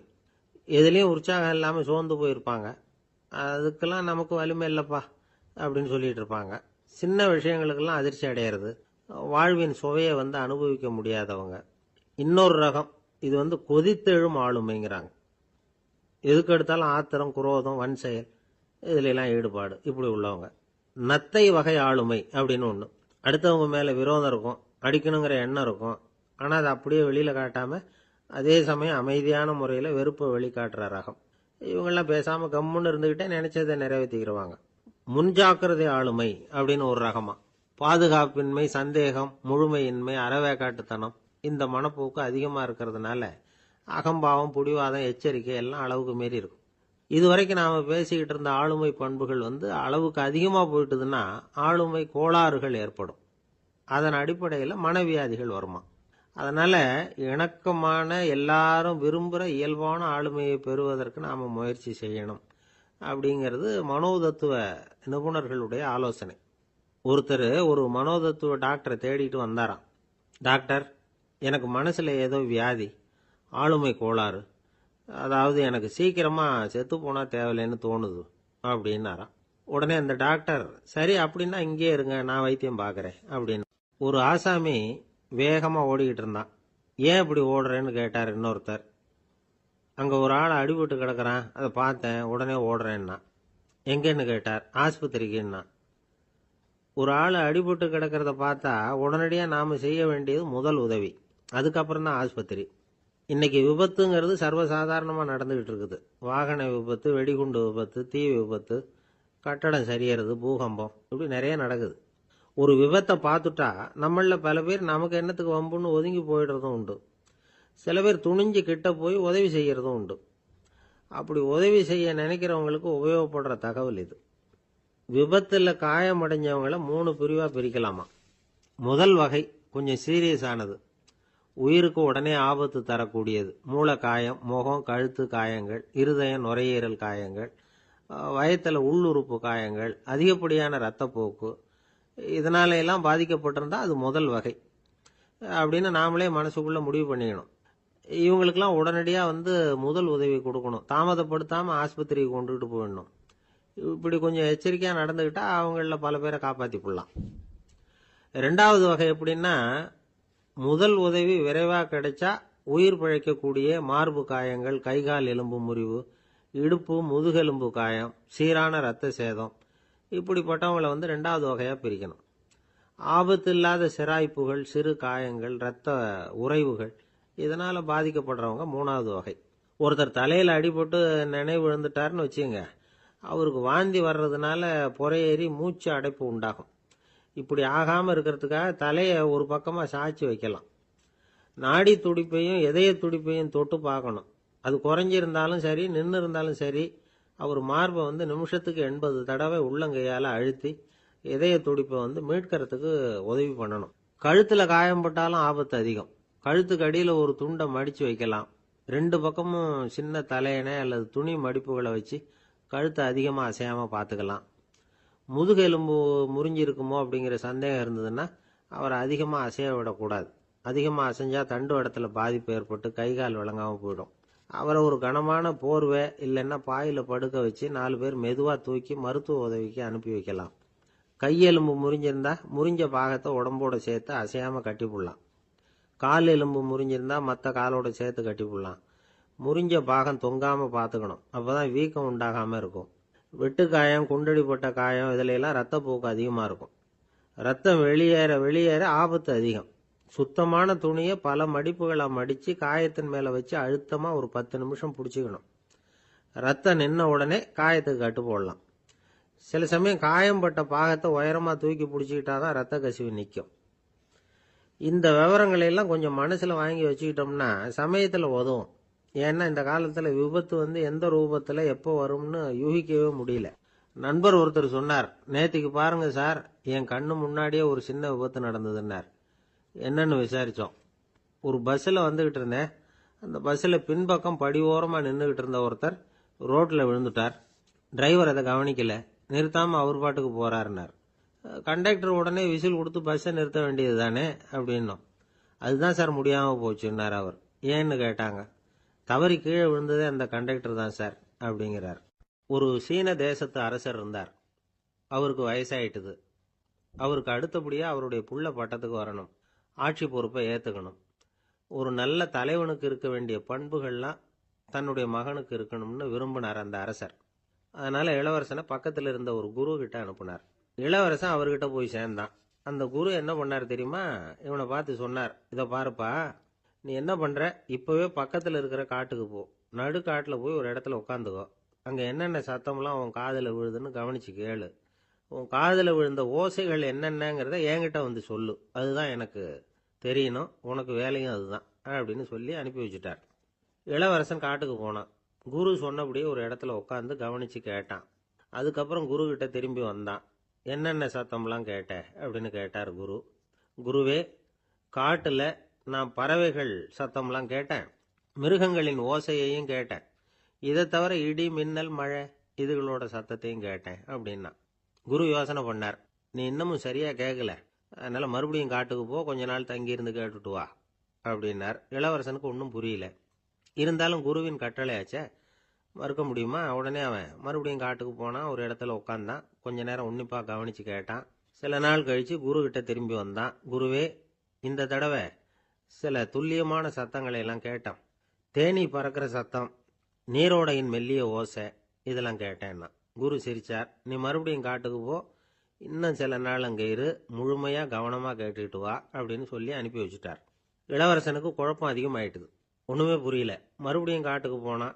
மௌனமாக ஒரு இடத்துல உட்காந்துட்டான். அப்படியே தியானத்தில் ஆழ்ந்துட்டான். சில நாளில் அவனுக்கு இதுவரை கேட்காத ஓசைகள்லாம் கேட்க ஆரம்பிச்சிட்டுது. இதைத்தான் நான் கேட்கணும்னு என்னுடைய குரு எதிர்பார்த்துருக்கிறாருங்கிறத புரிஞ்சுக்கிட்டான். உடனே குரு கிட்ட ஓடனான். குருவே, இந்த தடவை காதுகளுக்கு கேட்க முடியாத சில ஓசைகளை கூட என்னால் உணர முடிஞ்சுது. பூ மலருகிற ஓசை, சூரியனால பூமி சூடாகிறப்போ எழுகிற ஓசை, காலை பனித்துளி இந்த புல்லுலாம் குடிக்கிற ஓசை, இது எல்லாம் என்னால் நல்லா கேட்க முடிஞ்சுது அப்படின்னா. குருவுக்கு இப்போதான் திருப்தி ஏற்பட்டுதான். இளவரசனை பார்த்து சொன்னார், இதை பாருப்பா, இப்போதான் நாட்டை ஆளுகிற தகுதி உனக்கு வந்திருக்குது அப்படின்னு சொல்லி அதுக்கு விளக்கமும் கொடுத்தாராம். எந்த அரசன் தன்னுடைய மக்களின் இதயம் பேசுகிற மௌன மொழியை, மௌன வார்த்தைகளை கேட்குறானோ அவன்தான் ஆள தகுதி உள்ளவன். எந்த அரசன் தன்னுடைய மக்களின் உணர்ச்சிகளை உண்மையாக உணர்றானோ அவன்தான் முதன்மையான அரசன். போலி வார்த்தைகளை மட்டும் கேட்டுட்டு பல மௌன ராகங்களை காதில் வாங்கிக்காதவன் அரசனே இல்லை. எந்த நாட்டில் எப்போ ஒரு அரசன் தன்னுடைய மக்களின் உணர்ச்சிகளை கேட்க மறுக்கிறானோ அன்னையிலிருந்தே அந்த நாடு அழிய தொடங்குது அப்படின்னு அர்த்தம். இதுதான் அந்த குரு இளவரசனுக்கு போதிச்சது. வாயால் பேசுறத மட்டும் கேட்டு ஏமாறக்கூடாது, உணர்ச்சிகளையும் கேட்கறதுல தான் மனப்பக்குவம் உண்டாகும். மக்கள் உணர்ச்சிகளை புரிந்து கொள்ளாத அரசர்கள் நீடிச்சிருக்க முடியாது. அது மாதிரி நாடுகளில் அடிக்கடி குழப்பம் தான் உண்டாகும். அப்படி இருந்தா அடிக்கடி ஆட்சி மாறிக்கிட்டு இருக்கும். அப்படிப்பட்ட ஒரு தேசம், அங்கே ஒரு சிறைச்சாலையில் 3 கைதிகள் பேசிக்கிட்டு இருந்தாங்க. ஒருத்தன் சொன்னான், நான் இந்த நாட்டு ராஜாவை எதிர்த்து பேசிக்கிட்டு இருந்தேன், அதனால என்னை பிடிச்சி கொண்டாந்து இங்கே போட்டுட்டாங்க அப்படின்னா ஒருத்தன். இன்னொருத்தன் சொன்னான், நான் இந்த நாட்டு ராஜாவை ஆதரித்து பேசிக்கிட்டு இருந்தேன், அதனால என்னை பிடிச்சி கொண்டாந்து இங்கே தள்ளிவிட்டாங்க அப்படின்னா. அது சரி, நீ என்ன தப்பு பண்ண அப்படின்னு சொல்லி 3வது ஆளை பார்த்து இவங்க கேட்டாங்க. அதுக்கு அந்த ஆள் சொல்கிறான், நான் தான் இந்த நாட்டு ராஜா அப்படின்னா. இந்த காலத்து புள்ள ஒருத்தன் தன்னோட அப்பாவை பார்த்து சொன்னான், அப்பா, நான் உனக்கு உதவி செய்யலாம்னு நினைக்கிறேன், என்ன உதவி செய்யணும்னு சொல்லு அப்படின்னா. நீ சும்மா இருந்தா அதுவே எனக்கு செய்கிற பெரிய உதவிடா அப்படின்னார் அப்பா. சும்மா இருக்கிறதும் ஒரு உதவி தான், அது மாதிரி மௌனமும் ஒரு சமூக சேவை தான் அப்படிங்கிறார் காஞ்சி பெரியவர். நமக்கு 5 புலன்கள் இருக்கு, மெய், வாய், கண், மூக்கு, செவி. இந்த 5லேயும் அதிகப்படியான வேலை எதுக்குன்னு நினைக்கிறீங்க? வாய்க்கு தான். ஏன்னா அதுக்கு 2 வேலை. இப்போ கண்ணுக்கு பார்க்கறது மட்டும்தான் வேலை, காதுக்கு கேட்கறது மட்டும்தான் வேலை, மூக்குக்கு வாசனை அறியறது தான் வேலை, உடம்புக்கு உணர்றது மட்டும்தான் வேலை. ஆனால் வாய் அப்படி இல்லை, அதுக்கு 2 வேலை. சாப்பிட்றதும் அதுதான், பேசுறதும் அதுதான். அதாவது வாய் ஒன்று தான் கர்மேந்திரியமாகவும் இருக்குது, ஞானேந்திரியமாகவும் இருக்குது அப்படின்னு சொல்லுவாங்க. சாப்பாட்டில் உட்காந்தா எந்தெந்த ஆகாரம் என்னென்ன ருசின்னு அறிவிக்கிற வேலையும் செய்யுது. சபையில் உட்காந்தா பாடுறது, பேசுறது, சிரிக்கிறது, இது மாதிரியான வேலையும் செய்யுது. இன்னொரு வித்தியாசம், கண்ணு, காது, மூக்கெல்லாம் ஸ்ட்ரெயின் பண்ணிக்கிட்டு வேலை செய்கிறதில்ல. ஒரு ரோஜா பூ பார்த்தா உடனே மூக்கு அப்படியும் இப்படியும் அசைய ஆரம்பிக்கிறது இல்லை. ஒரு சங்கீதத்தை கேட்ட உடனே காது ஆட ஆரம்பிக்காது. ஆனால் வாய் அப்படி இல்லை, அது பேசினாலும் சரி சாப்பிட்டாலும் சரி அசைஞ்சு தான் ஆகணும். ஆக மற்றதை விட வாய்க்கு வேலை ஜாஸ்தின்னு தெரியுது. சாப்பிட்றது, பேசுறது அப்படின்னு 2 காரியம் அதுக்கு. இப்படி 2 காரியம் இருக்கிறதுனால அது 2யும் பாதியாக குறைச்சிக்கணுங்கிறது கடவுள் அபிப்பிராயமாக இருக்கணும் அப்படிங்கிறார் காஞ்சி பெரியவர். ஆனால் இப்போ நாம் அப்படியா நடந்துக்கிறோம்? அதுக்கு நேர்மாறாக நடந்துக்கிறோம். நாம் சாப்பிட்றதும் அதிகம், பேசுகிறதும் அதிகம், 2 வேலையையும் தேவைக்கு அதிகமாகவே செய்கிறோம். வாய் தான் ரொம்ப ஓவர் ஒர்க்குடு. அதுக்கு ஓய்வு கொடுத்தா உடம்பும் நல்லாயிருக்கும், உலகமும் நல்லாயிருக்கும். மௌன விரதம் இருக்கிறதெல்லாம் எதுக்காக நினைக்கிறீங்க? இதுக்காக தான். இந்த காலத்தில் மௌனமாக இருக்கிறவங்கெல்லாம் மகத்தான தொண்டு செய்கிறாங்க அப்படின்னு தான் சொல்லணும். சத்தம் அதிகமாக போய் தான் சவுண்டு பொல்யூஷன் வருது. அது மட்டும் இல்லை, மௌனமாக இருந்தால் சண்டை சச்சரவே வராது. மௌனம் கலக நாஸ்தி. ஆக இதுவும் ஒரு சமூக சேவை தான். நமக்கு தான் வாய் இருக்குதேங்கிறதுக்காக வசமாக சாப்பிட்றதும் தப்பு, வளவளன்னு பேசுறதும் தப்பு. ஒரு கருத்தை சொல்கிறதுக்கு ஒரே ஒரு சொல்லு போதும் அப்படின்னு இருக்கும்பொழுது 2 சொற்களை செலவு பண்ணாதே. எவ்வளவு சொன்னாலும் அதனால் ஒரு பயனும் விளையாது அப்படின்னு தெரிய வருமேயானால் அந்த ஒரு சொல்லையும் விரயம் பண்ணாதே அப்படிங்கிறார் ஒரு அறிஞர். எல்லா குணங்கள்லேயும் மௌனம்தான் சிறந்தது அப்படிங்கிறார் ஒருத்தர். மௌனமா இருக்கிறது மூலமா மற்றவர்கள் குறைகளை நம்மால தெரிஞ்சுக்க முடியும். அதே சமயத்தில் நம்ம கிட்ட இருக்கிற குறைகளை மற்றவங்களுக்கு தெரியாம மறைச்சிக்கவும் முடியுங்கிறார் அவர். உண்மைதானே. ஒரு பெரிய மேடை பேச்சாளர், பொது வாழ்க்கையில் 25 வருஷ காலமாக ஈடுபட்டிருக்கிறவர். அவர் மனைவி ஒரு நாள் சொன்னாங்க, எங்கள் வீட்டுக்காரர் 25 வருஷ காலமாக பொது வாழ்வில் ஈடுபட்டிருந்தா கூட இந்த மாதம் 10ஆம் தேதியிலிருந்து தான் மக்களுக்கு சேவை செய்ய ஆரம்பிச்சிருக்கார் அப்படின்னாங்க ரொம்ப பெருமையாக. 10ஆம் தேதிக்கு அப்படி என்ன விசேஷம் அப்படின்னு கேட்டோம். அன்னையிலேருந்து தான் அவர் மேடையில் பேசுகிறத நிறுத்தினார் அப்படின்னாங்க அந்த அம்மா. ஒரு மனுஷனுக்கு 3 விதத்தில் கர்வம் உண்டாகிறதுக்கு வாய்ப்பு உண்டு. பணம், பதவி, புகழ். பணம் அதிகமாக வந்தால் கர்வம் வரலாம், பதவி பெருசாக வந்துட்டுதுன்னா கர்வம் வரலாம், புகழ் அதிகமாக போனாலும் கர்வம் வரலாம். இந்த 3 வகையான கர்வத்துக்கும் இடம் கொடுக்காம இருக்கிறாங்க பாருங்க, அவங்க தான் சிறந்த மனிதர்கள். ஒரு பெரிய பொறுப்பில் இருக்கிறவங்களுக்கு கர்வம் வந்துடக்கூடாது. அப்படி வந்துட்டுதுன்னா அது எல்லாருக்கும் இடைஞ்சல். ஒரு ராஜா இருந்தார். அவர் ஒரு நாள் தன்னுடைய தலைநகரத்தை சுற்றி வந்துகிட்டு இருந்தார். ஒரு இடத்துல ஒரு அழகான நிலத்தை பார்த்தார். ஆஹா, இந்த இடத்துல நமக்குன்னு ஒரு மாளிகையை கட்டினா எவ்வளோ நல்லா இருக்கும் அப்படின்னு நினைச்சார். ராஜா நினைச்சா அது முடியாத காரியமா? சரி, இந்த நிலம் யாருக்கு சொந்தம்னு விசாரிங்க அப்படின்னார் பக்கத்தில் இருந்தவங்க கிட்ட. அவங்கெல்லாம் ஓடி போய் விசாரிச்சாங்க. அந்த இடம் ஒரு வயசான கிழவிக்கு சொந்தம், வயசான அம்மாவுக்கு சொந்தமா. அந்த அம்மா தான் அதில் ஒரு குடிசையை போட்டு குடியிருந்துட்டு இருக்கிறாங்க. சரி, அந்த நிலத்துக்கு ஒரு விலையை நிர்ணயம் பண்ணி அதை அந்த வயசான அம்மா கிட்ட கொடுத்துருங்கோ அப்படின்னு உத்தரவு போட்டார் ராஜா. ஆனால் அந்த அம்மா, இது எங்கள் பூர்வீக இடம், இதை விற்க மாட்டேன் அப்படின்னு சொல்லிவிட்டுது. சரி, 2 பங்கு விலை கொடுக்குறோம்னு சொல்லி பாருங்க அப்படின்னாங்க. அப்படியே சொன்னாங்க அரண்மனை ஆட்கள். அதுக்கும் சம்மதிக்கலை அந்த அம்மா. இதை கேள்விப்பட்டதும் ராஜாவுக்கு கோபம் வந்துட்டுது. தன்னுடைய ஆளுங்களை கூப்பிட்டார். போய் அந்த குடிசையை பிரித்து எறிங்க, காசெல்லாம் ஒன்றும் கொடுக்காதீங்க அப்படின்னு கத்தினார். அவ்வளோதான். அடுத்த நிமிஷம் அரண்மனை ஆசாமிகள் போனாங்க, குடிசையை பிரித்து எரிஞ்சாங்க. அந்த வயசான அம்மா இருக்கு, அதுவும் அந்த இடத்த விட்டு துரத்தி விட்டாங்க. அந்த இடத்துல ஒரு அரச மாளிகையை கட்டி முடிச்சிட்டாங்க.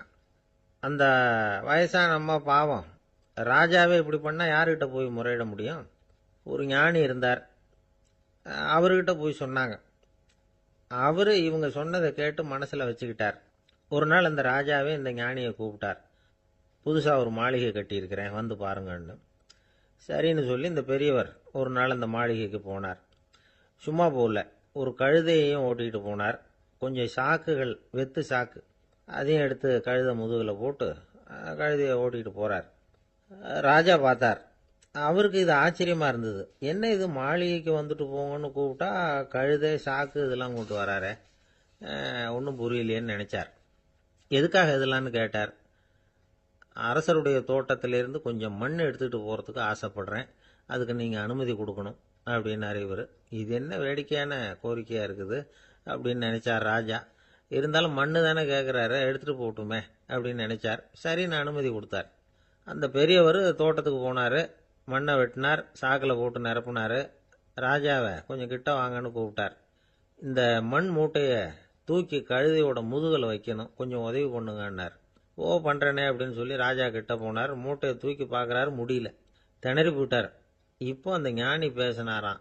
அரசே, இந்த ஒரு சாக்கு மண்ணையே உங்களால் தூக்க முடியல, அந்த கிழவிகிட்ட இருந்து அந்த அக்கிரமமாக அபகரித்த இந்த தோட்டம் பூராவையும் சுமக்கணும்னு ஆசைப்படுறீங்களே, அது உங்களால் முடியுமா அப்படின்னு கேட்டாராம்.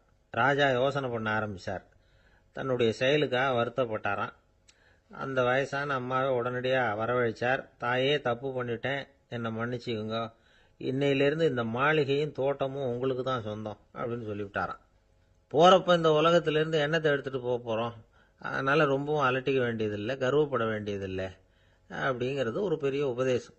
ஒரு பெரிய மனுஷன் சாக கிடந்தார், ரொம்பவும் அழுதார். ஏன் அழறீங்க அப்படின்னு கேட்டாங்க சுற்றி இருந்தவங்க. நான் சாகிறதுக்காக கவலைப்படலை, நான் நம்ம ஜனங்களுக்காக எவ்வளவோ காரியம்லாம் செஞ்சுக்கிட்டு வந்தேன். நான் செஞ்சுக்கிட்டு வந்த சேவையை இனிமேல் யார் செய்ய போகிறாங்க, அது யாரால் முடியும், அதை நினச்சி தான் அழறேன் அப்படின்னாராம். ஒருத்தர் முன்னாடி வந்தார். அதுக்காக நீங்கள் கவலைப்படாதீங்க, உங்கள் சேவையை தொடர்ந்து செய்யறதுக்கு என்ன மாதிரி இளைஞர் பட்டாலும் தயாராக இருக்குது, இருந்தாலும் எங்கள் கவலை என்னன்னா அப்படின்னு இழுத்தார். என்ன சொல்லுங்கன்னு கேட்டார் அவர். நீங்க இதுவரைக்கும் என்ன சேவை செஞ்சுக்கிட்டு வந்தீங்க, அதுதான் எங்களுக்கு இன்னமும் புரியாத புதிரா இருக்கு அப்படின்னாராம் அவரு. ஒருத்தர் ஒரு தவறு செஞ்சு விடுறாருன்னு வச்சுக்கங்க, உடனே நீ செஞ்சது தவறு அப்படின்னு சொல்றது ஒரு வகை. அதுக்கு பதிலா எது சரின்னு அவர் புரிந்து கொள்ள உதவி செய்யறது இன்னொரு வகை. இந்த ரெண்டாவது வகை இருக்கு பாருங்க, நிர்வாக இயல்ல இது ரொம்ப முக்கியம். அலுவலகத்தில் வேலை பார்க்குற ஒருத்தர் முக்கியமா தெரிஞ்சுக்க வேண்டியது என்ன தெரியுமா? சக ஊழியர்கள் கிட்ட எப்படி பழகணும், மேலதிகாரிகள் கிட்ட எப்படி பழகணும், தனக்கு கீழே வேலை செய்கிறவங்க கிட்ட எப்படி பழகணும், வாடிக்கையாளர்கள் கிட்ட எப்படி பழகணும், இவங்க எல்லார்கிட்டையும் செம்மையான உறவை ஏற்படுத்திக்கிறது எப்படி, இதையெல்லாம் சொல்லிக் கொடுக்குற பாடம் தான் இன்டர் பர்சனல் ஸ்கில், திறமையான உறவு அப்படிங்கிறது. எந்த வேலையில் இருந்தாலும் சரி, இந்த உறவுகளை வளர்க்கும் திறன் உள்ளவங்க சீக்கிரம் முன்னுக்கு வந்துடுறாங்க. மற்றவங்க கிட்ட உறவை பலப்படுத்திக்கிறது எப்படி அப்படின்னு தெரிஞ்சுக்கிட்டோம்னா எந்த ஒரு தடையையும் சுலபமாக தாண்டி செய்கிற தொழிலில் முன்னுக்கு வந்துடலாம். ஹார்வர்டு பல்கலைக்கழகத்தில் ஒரு கணக்கெடுப்பு பண்ணி பார்த்தாங்களாம். பார்க்கிற வேலையில் எது மாதிரி குணாதிசயம் உள்ளவங்க வேகமாக முன்னுக்கு வர்றாங்க அப்படின்னு தெரிஞ்சுக்கிறதுக்காக இந்த கணக்கெடுப்பு. வெவ்வேறு துறையில் வேகமாக முன்னுக்கு வந்திருக்கிற பல பேரை சந்தித்து இந்த சர்வேயை நடத்தியிருக்கிறாங்க. அவங்க கண்டுபிடிச்சு சொல்லியிருக்கிற உண்மை என்ன தெரியுமா? ஒருத்தர் ஒரு வேலையில் இருந்தால் அது சம்பந்தப்பட்ட சப்ஜெக்ட் பற்றிய அறிவு 35% இருந்தால் போதுமா. ஆனால் உறவுகளை வளர்க்கக்கூடிய திறன், இன்டர் பர்சனல் ஸ்கில்லு 65% வேணும். இப்படி உள்ளவங்க சீக்கிரம் முன்னுக்கு வந்துடுறாங்களாம். அதனால் ஒருத்தருக்கு வேலை சரியாக புரியலைன்னா கூட விவரமாக மற்றவங்க கிட்ட பழகிறது எப்படின்னு புரிஞ்சால் போதும், அவர் முன்னுக்கு வந்துடலாம். அலுவலகங்களில் மட்டும் இல்லை, எல்லா இடங்கள்லையும் இது ரொம்ப முக்கியம். வீட்டுக்குள்ளேயும் இது ரொம்ப முக்கியம், வீட்டுக்கு வெளியேயும் இது முக்கியம். அடுத்தவங்க கிட்ட பழகிறது எப்படிங்கிறத தெரிஞ்சுக்காதவன் வாழ்க்கையில் முன்னேற முடியாது. இன்னைக்கு ஆயுதங்களால் காயப்படுத்தி கொள்ளுகிறவர்களை விட வார்த்தைகளால் காயப்படுத்தி கொள்ளுகிறவர்கள் தான் அதிகம். பெரியவங்க என்ன சொல்றாங்க தெரியுமா? நீங்க இந்த பூமியில பிறந்ததன் அர்த்தம் பூர்த்தி ஆகணும்னா அடுத்தவங்களுக்கு உதவி பண்ணுங்க. அடுத்தவங்களுக்கு உதவி செய்ய முடியாவிட்டால் கூட பரவாயில்லை, ஆனால் யாரையும் புண்படுத்தி விடாதீங்க அப்படின்னு சொல்றாங்க. எனக்கு தெரிஞ்ச ஒருத்தர் ஒரு அலுவலகத்தில் வேலை பார்க்குறார். அவர் சொல்லுவார், எனக்கு இந்த இன்டர் பர்சனல் ஸ்கில் ரொம்ப அதிகம் சார். சக ஊழியர்கள்கிட்ட ரொம்ப சுமூகமாக நடந்துக்குவேன். என் கூட வேலை பார்க்குற ஒருத்தருக்கு ஏதாவது ஒரு கஷ்டம்னா அந்த சமயத்தில் அவர் செய்ய வேண்டிய வேலையை நான் செஞ்சிருவேன் சார் அப்படிம்பார். நான் அவர்கிட்ட சமீபத்தில் அப்படி ஏதாவது செஞ்சுருக்கீங்களா அப்படின்னு கேட்டேன். செஞ்சுருக்கேன் சார். போன வாரம் புதன்கிழமை ஆஃபீஸில் என் பக்கத்து சீட்டுக்காரருக்கு வயிற்று வலி. உடனே நான் மெடிக்கல் லீவ் போட்டுட்டு எங்கள் வீட்டுக்கு போயிட்டேன் சார் அப்படின்னா. ஒரு ஊரில் ஒரு கோயில் இருந்தது. ரொம்ப பழைய கோயில். உள்ளே போகிறதுக்கே பயமாக இருக்கும். எந்த நேரத்தில் இடிஞ்சு விழுந்துருமோ அப்படிங்கிற பயம். அப்படி இருந்ததுனால யாரும் துணிஞ்சு சாமி கும்பிடுறதுக்கு அங்கே போகிறதில்ல. கோயிலுக்கு வர்ற கூட்டம் கொஞ்சம் கொஞ்சமாக குறைய ஆரம்பிச்சுட்டுது. கோயில் நிர்வாகிகள் எல்லாரும் கூடி உட்காந்து பேசினாங்க. என்ன பண்ணலாம்னு யோசனை பண்ணாங்க. எந்த இடம் மோசமாக இருக்கோ அந்த இடத்த பழுது பார்த்தாங்க. அங்கே எங்கே வர்ணத்தை பூசி கொஞ்சம் அழகுபடுத்தி பார்த்தாங்க. ஏதோ இந்த ஊரில் கோயில்னு ஒன்று இருக்கு, அது மக்களுக்கு தெரியணும் அப்படிங்கிறதுக்காகத்தான் இப்படிலாம் பண்ணாங்க. இருந்தாலும் கோவில் இருக்கிற நிலைமை மக்களுக்கு தெரியும். அதனால் அங்கே வர்றது குறைச்சிக்கிட்டாங்க அவங்க. ஒரு கட்டத்தில் யாருமே வர்றதில்லை. நிலைமை அந்த அளவுக்கு ஆயிட்டுது. மறுபடியும் கோவில் நிர்வாகிகள் கூட்டம் நடந்தது. இந்த கூட்டம் கூட கோயிலுக்கு உள்ளே நடக்கலை, இடிஞ்சு விழுந்துருமோங்கிற பயம். அதனால வெளியில தான் உட்காந்து கூட்டத்தை நடத்தினாங்க. ஏன்னா உள்ளே போகிறதுக்கு அவங்களுக்கும் துணிச்சல் கிடையாது. எந்த நேரமும் விழுந்துரும் போல இருந்தது அது. அது வழியாக போகிறவங்க கூட வேகமாக அந்த இடத்த கடந்து போக ஆரம்பிச்சிட்டாங்க. கோவில் நிர்வாகிகள் வெளியில் உட்காந்து கூட்டம் போட்டாங்க இல்லையா, அந்த கூட்டத்தில் 4 தீர்மானங்களை நிறைவேற்றினாங்க. அது என்ன 4 தீர்மானம்னா, முதல் தீர்மானம், இந்த கோவிலை இடிப்பது அப்படிங்கிற முடிவை இந்த கமிட்டி மிகவும் வருத்தத்துடன் ஏற்றுக்கொள்ளுகிறது அப்படின்னு நிறைவேற்றினாங்க. இதுக்கு பதிலாக இன்னொரு கோவிலை உடனடியாக கட்டி முடிச்சுடணுங்கிறது 2வது தீர்மானம். 3வது தீர்மானம் என்ன தெரியுமா? பழைய கோவிலின் கதவுகள், அதிலிருந்து பிரித்து எடுக்கிற செங்கல், இதையே புது கோவில் கட்டுவதற்கு பயன்படுத்தி கொள்ள வேண்டியது. பழைய கோவில் இருந்த மாதிரியே அதே வடிவத்தில் புது கோவிலையும் கட்ட வேண்டியது. பழைய கோவிலின் அஸ்திவாரத்தை அப்படியே வச்சுக்கிட்டு அதுக்கு மேலே நாம் கோயிலை கட்டிக்க வேண்டியது. இதுதான் 3வது தீர்மானம். இதையும் கமிட்டி முழு மனசோட ஏற்றுக்கிட்டது. இது வரைக்கும் சரி. இப்போ அந்த கமிட்டி 4வதா ஒரு முக்கியமான தீர்மானத்தை கொண்டுகிட்டு வந்து அதையும் ஏகமனதாக நிறைவேற்றி விட்டது. அது என்ன தீர்மானம்னா, புதிய கோவில் கட்டி முடிக்கிற வரைக்கும் பழைய கோவிலை இடிக்கிறதில்லை அப்படிங்கிற தீர்மானம். எப்படி இருக்குது பாருங்க இது. பழசை இடிக்காத வரையில அதே இடத்துல புதுசா எப்படி கட்ட முடியும்? பல விஷயங்கள்ல நாம நடந்துகிற முறையும் இப்படிதான் இருக்குதான். வாழ்க்கையில முன்னேறணும்னு ஆசைப்படுவோம். அதே நேரத்துல அந்த முன்னேற்றத்துக்கு எது தடையா இருக்கோ அதை விட்டு விடுறதுக்கும் மனசு வராது. வெளிநாட்டுல ஒரு பெரிய விருந்து நடந்துகிட்டு இருந்துதான்.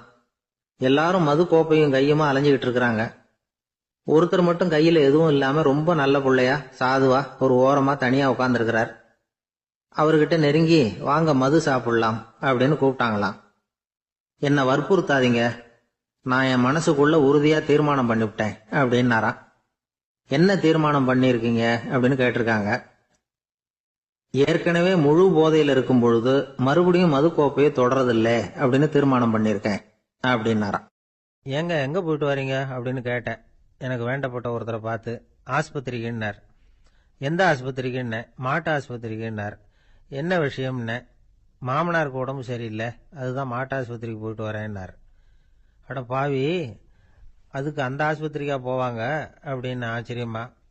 அட அது இல்லைப்பா, முதல்ல எங்கள் குடும்ப டாக்டர் தான் தேடிக்கிட்டு போனேன். அவர் அந்த நேரத்தில் அவர் வளர்க்குற நாய்க்குட்டிக்கு உடம்பு சரியில்லைன்னு சொல்லி அதை தூக்கிக்கிட்டு மாட்டு ஆஸ்பத்திரிக்கு போயிட்டாராம் சொன்னாங்க. அதனால் அங்கே போய் அவரை சந்தித்து விஷயத்தை சொல்லிவிட்டு வர்றேன்னார். அப்புறம் தான் எனக்கு கொஞ்சம் நிம்மதியாக இருந்தது. பொதுவாக நமக்கு தெரிஞ்ச வரையில் டாக்டர்கள் 2 வகை. நமக்கு வைத்தியம் பண்ணுற டாக்டர்கள் ஒரு வகை, நம்மக்கிட்ட இருக்கிற ஆடு மாடு கோழிக்கு வைத்தியம் பண்ணுற டாக்டர்கள் ஒரு வகை. இப்போ தான் எனக்கு தெரியும் இன்னொரு வகையான டாக்டர்களும் உண்டுங்கிறது. அது யாருன்னா பூச்சிகளுக்கு வைத்தியம் பண்ணுற டாக்டர்கள், அதாவது பூச்சி டாக்டர்கள். வெளிநாடுகளில் அப்படிலாம் கூட சில பேர் இருக்கிறாங்க. பிரிட்டனில் யார்க்ஷயர் வட்டாரத்தில் ராதர்ஹாம் அப்படின்னு ஒரு ஊர். அங்கே ஒரு விலங்கியல் மருத்துவர், பேர் டாக்டர் லான்ஸ் ஜெப்சன். அவர் ஆஸ்பத்திரி வாசலில் பார்த்தீங்கன்னா தினமும் நிறைய பேர் நின்றுக்கிட்டு இருப்பாங்க. கையில் கண்ணாடி குடுவை, தகர டப்பா இப்படி ஏதாவது இருக்கும். அதுக்குள்ளே ஏதாவது பூச்சிகள் இருக்கும். அதுக்கு வைத்தியம் பண்ணுறதுக்காக வந்தவங்க தான் அவங்க எல்லாம். சிலந்தி பூச்சி, பல்லி, தேளு, பாம்பு இப்படி ஏதாவது இருக்கும். பொழுதுபோக்காக சில பேர் நாய், பூனை, கிளி, மைனா, புறா இப்படி ஏதாவது வளர்க்குறாங்கல்ல, அது மாதிரி இப்போல்லாம் தேளு, பல்லி, பாம்பு, பூச்சி இதையெல்லாம் வளர்க்க ஆரம்பிச்சிட்டாங்களாம். இது ஒரு புது ஃபேஷன். இப்போ கூண்டுக்குள்ளே டப்பாக்குள்ளே போட்டு வளர்க்குறது, அதுக்கு ஏதாவது நோய் வந்துட்டுதுன்னா வைத்தியம் பண்ணுறதுக்கு டாக்டர்கிட்ட வந்துட வேண்டியது, இப்படி இந்த பழக்கம்லாம் நிறையா வந்துட்டுது. ரத்தம் உறிஞ்சிற அட்டைகள் கூட இவங்ககிட்ட வைத்தியத்துக்கு வருதான். சிலந்திகளில் செங்கால் சிலந்தின்னு ஒரு வகை. மத்திய அமெரிக்க காடுகளில் இது அதிகம். சிலந்திகள்லேயே ரொம்ப விலை உசந்தது இந்த ரகம்தான். கால்களில் சிவப்பு கோடுகள் இருக்கும். இந்த இனம் இப்போ குறைஞ்சிக்கிட்டே வர்றதுனால சர்வதேச விதிகளின்படி இவற்றின் ஏற்றுமதி இறக்குமதிக்கு தடை விதிக்கப்பட்டிருக்குது. அதனால் இதை வளர்க்குறவங்க வீட்டுக்குள்ளேயே இனவிருத்தி மூலமாக பெருக்கி விற்பனை பண்ணிட்டு வராங்களாம். அந்த வகை சிலந்திகள் தான் இப்போ வைத்தியத்துக்கு அதிகமாக வருதான். சரி, இதுக்கெல்லாம் எப்படி வைத்தியம் பண்ணுறாங்க? முதல்ல அதை குளிர்பதன பெட்டியின் வழுவழுப்பான சுவரில் விட்ட உடனே அதெல்லாம் மெதுவாக இறங்கி வரும். அப்போ அதன் நோயை கண்டுபிடிக்கிறது சுலபம். அப்புறம் அதுக்கு கிருமிகளை கொல்லக்கூடிய மருந்துகளையோ வலி நிவாரண மருந்துகளையோ கொடுப்பாங்க. கால் உடைஞ்ச சிலந்திகளுக்கு பசையை கொண்டு ஆப்ரேஷன் பண்ணுவாங்க. சில சிலந்திகளுக்கு உடைஞ்ச காலை எடுத்துட்டா புதிய கால் வளர்ந்துடும். சிலந்திகளை மனிதர்கள் கையில் எடுக்கிறப்போ அது பயந்து போய் கீழே குதிக்குது. அதனால் கால் உடஞ்சி விடுது, இல்லைன்னா வயிறு சேதமடையுது. அந்த நிலைமையில் வர்ற சிலந்திகளுக்கு மயக்க மருந்து கொடுத்து ஆப்ரேஷன்லாம் கூட பண்ணுறாங்களாம். பார்த்தீங்களா பூச்சிகளுக்கு வந்த வாழ்வே. நம்ம ஊர்லேயும் வீடுகளில் பூச்சிகள் வளர்க்குறது உண்டு. ஒருத்தர் வந்தார், எனக்கு 3000 கரப்பாம்பூச்சி அவசரமாக தேவைப்படுது, எங்கே கிடைக்கும்னு கேட்டார். கரப்பாம்பூச்சியா? அது என்னத்துக்குன்னு கேட்டோம். அது வேற ஒன்றும் இல்லை, நான் குடியிருக்கிற வாடகை வீட்டை காலி பண்ண போகிறேன். வீட்டு சொந்தக்காரர் என்ன சொல்கிறாருன்னா, இந்த வீட்டுக்கு நான் குடி வந்தப்போ எப்படி இருந்ததோ அதே நிலைமையில் விட்டுட்டு போகணும்னு வீட்டுக்காரர் சொல்லியிருக்கிறார், அதனால தான் கேட்டேன் அப்படின்னார். ஒரு தந்தை தன்னோட பிள்ளைய ரொம்ப தைரியசாலியாக வளர்க்கணும்னு ஆசைப்பட்டார். அதுக்காக அவனை கூப்பிட்டு உட்கார வச்சு இப்படி உபதேசம் பண்ணார். இதை பாருப்பா, நான் உன்னாட்டம் இருக்கிறப்போலாம் எதுக்கும் பயப்பட மாட்டேன், ரொம்ப துணிச்சலாக இருப்பேன்.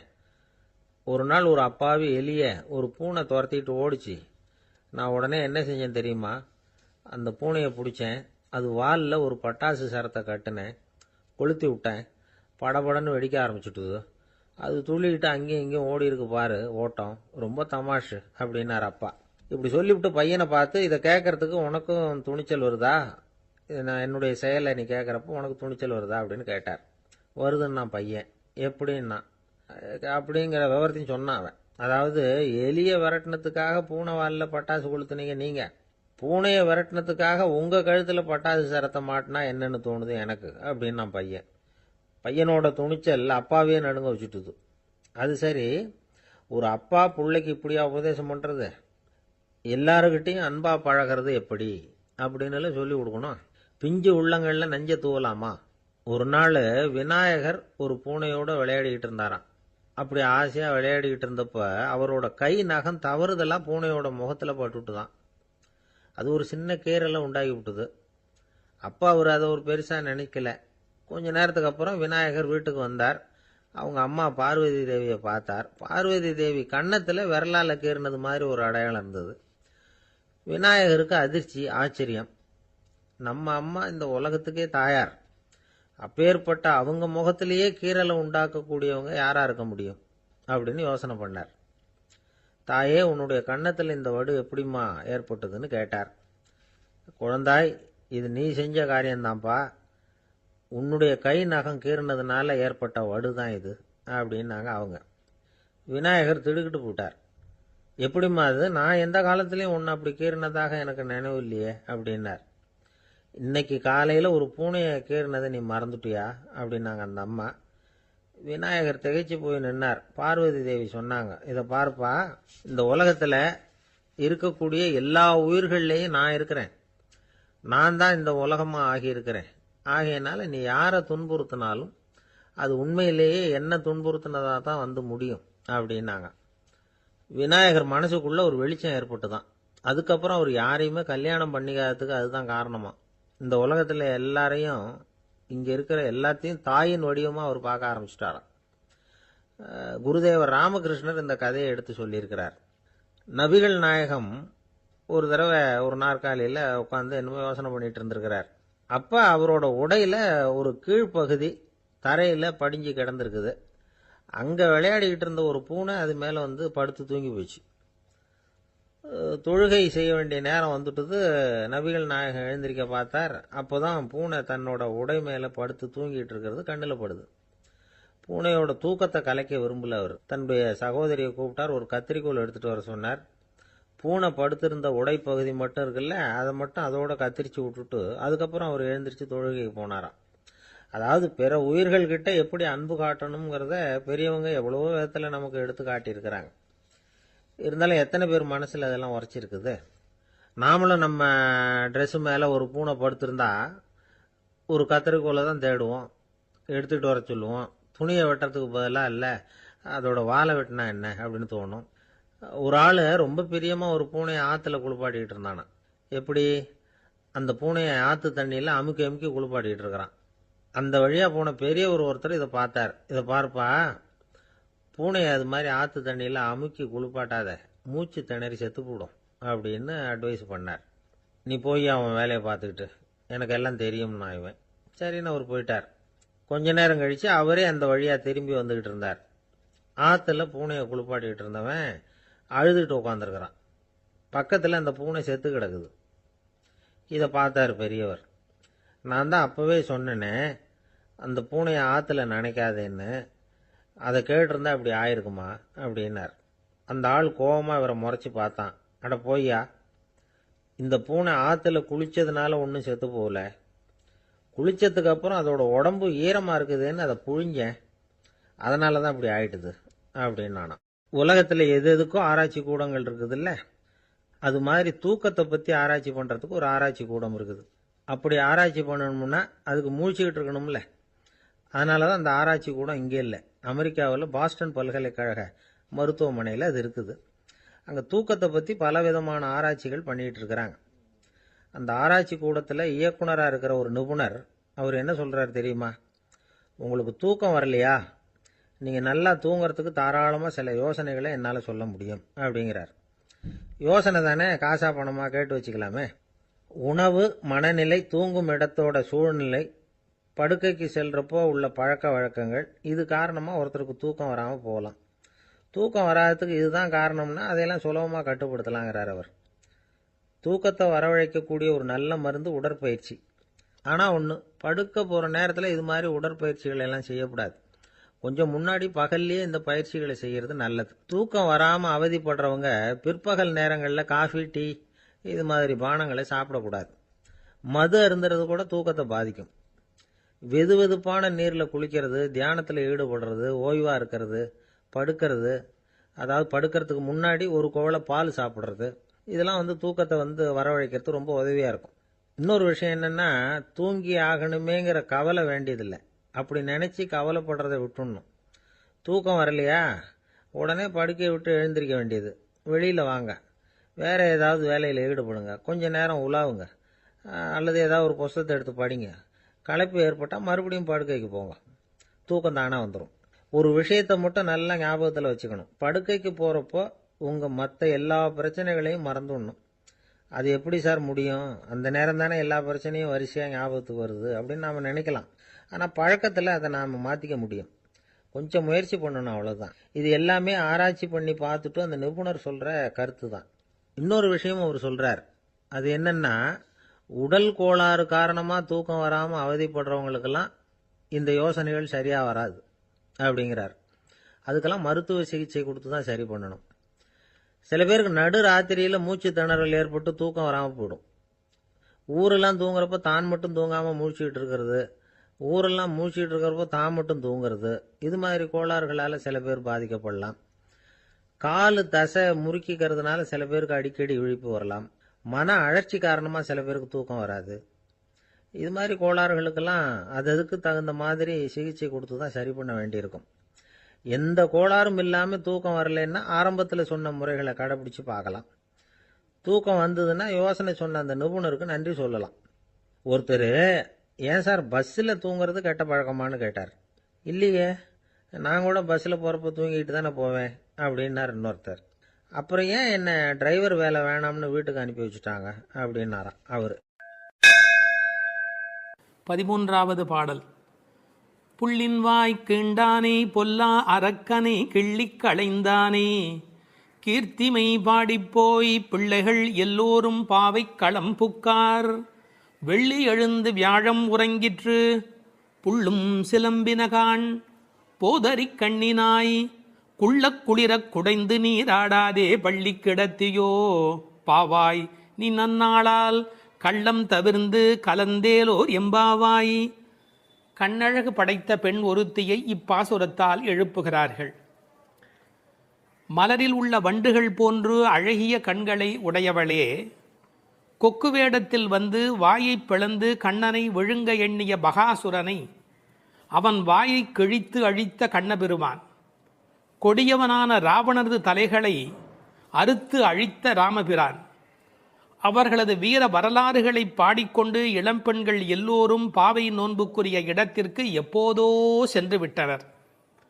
வானத்திலேயோ குரு என்கிற கோள் மறைந்து சுக்கிரன் உதயமாகிவிட்டான். பட்சிகள் வீதியெல்லாம் பறந்து சப்திக்கின்றன. இந்த மார்கழி விடியல் விடியும் முன்பே உடல் நன்கு குளிரும்படி மடுவில் குடைந்து குடைந்து நீராட வேண்டாமா? இன்னும் படுக்கையில் சுருண்டு கிடக்கலாமா? நல்ல நாளும் அதுவுமாக இப்படி இருக்கிறாயே, அப்படி உனக்கு என்ன தனிய அனுபவம்? உன் மனதில் உள்ள கள்ளத்தனத்தை விடுத்து எங்களோடு சேர்ந்து வா என்று அழைக்கிறார்கள். இதை ரசமாக அனுபவிக்கிறவர்கள் முதல் பாடலிலே மனத்துக்கினியான் என்று ராமனை பேசிவிட்டதால் இந்த ஆயர்பாடிக்குள்ளே ஒரு பெரிய விவாத கோலாகலம் ஏற்பட்டு விட்டதாம். அதாவது சர்ச்சை. அது யாரடா அது? கண்ணனுடைய ஊரிலே வந்து ராமனுடைய கதையை பேசிக் கொண்டிருக்கிறார்களே என்று சில பேர், சில ஆயர்கள் கோபப்படவும், ஏன் அப்படி பேசக்கூடாதா என்று சில பேர் மறுபடியும் எதிர்ப்பக்கம் விவாதிக்கவும், ஒரு பட்டிமண்டபத்தை போலவே ஒரு விவாதம் அங்கு தொடங்கிவிட்டது என்று அனுபவிப்பார்கள்.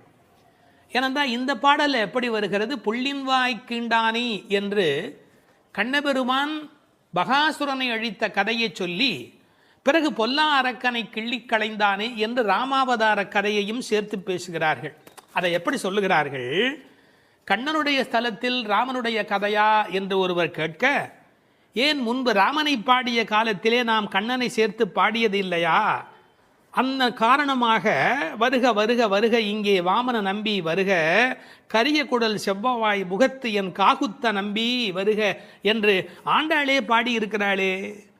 எனவே ஆண்டாள் சிற்றில் சிதைத்தல் பாடுகிற காலத்தில் சீதவாய் அமுதம் உண்டாய் எங்கள் சிற்றில் சிதையேல் என்று பாடியிருக்கிறாளே. அந்த அனுபவத்தை எல்லாம் இங்கே குறிப்பிடுகிறார்கள். வருக வருக என்று ஆழ்வார் அனுபவித்ததையும் சிற்றில் சிதைக்காதே என்று ஆண்டாள் அனுபவித்ததையும் இந்த இடத்தில் மேற்கோளாக காட்டி, இந்த அயோத்தியிலே ராமபெருமானுடைய புகழை பேசுவது போல ஆயர்பாடியில் கண்ணன் புகழ்தான் பேச வேண்டும் என்ற கட்டாயமில்லை, இடம் மாறி பேசினாலும் ஒன்றும் தவறு இல்லை என்று ஒப்பந்தமாயிற்று என்று இதை வேறு ஒரு கோணத்திலே பேசுவார்கள். தீவிர பற்று உடையவர்கள் எப்போதும் இது போன்ற பிரச்சனைகளில் ஈடுபடுவது என்பது தவிர்க்க முடியாதது. புள்ளின் வாய் கிண்டானே பொல்லா அரக்கனை கிள்ளி களைந்தானே, பறவை வடிவத்திலே வந்தவனை அவன் அழித்தவன்.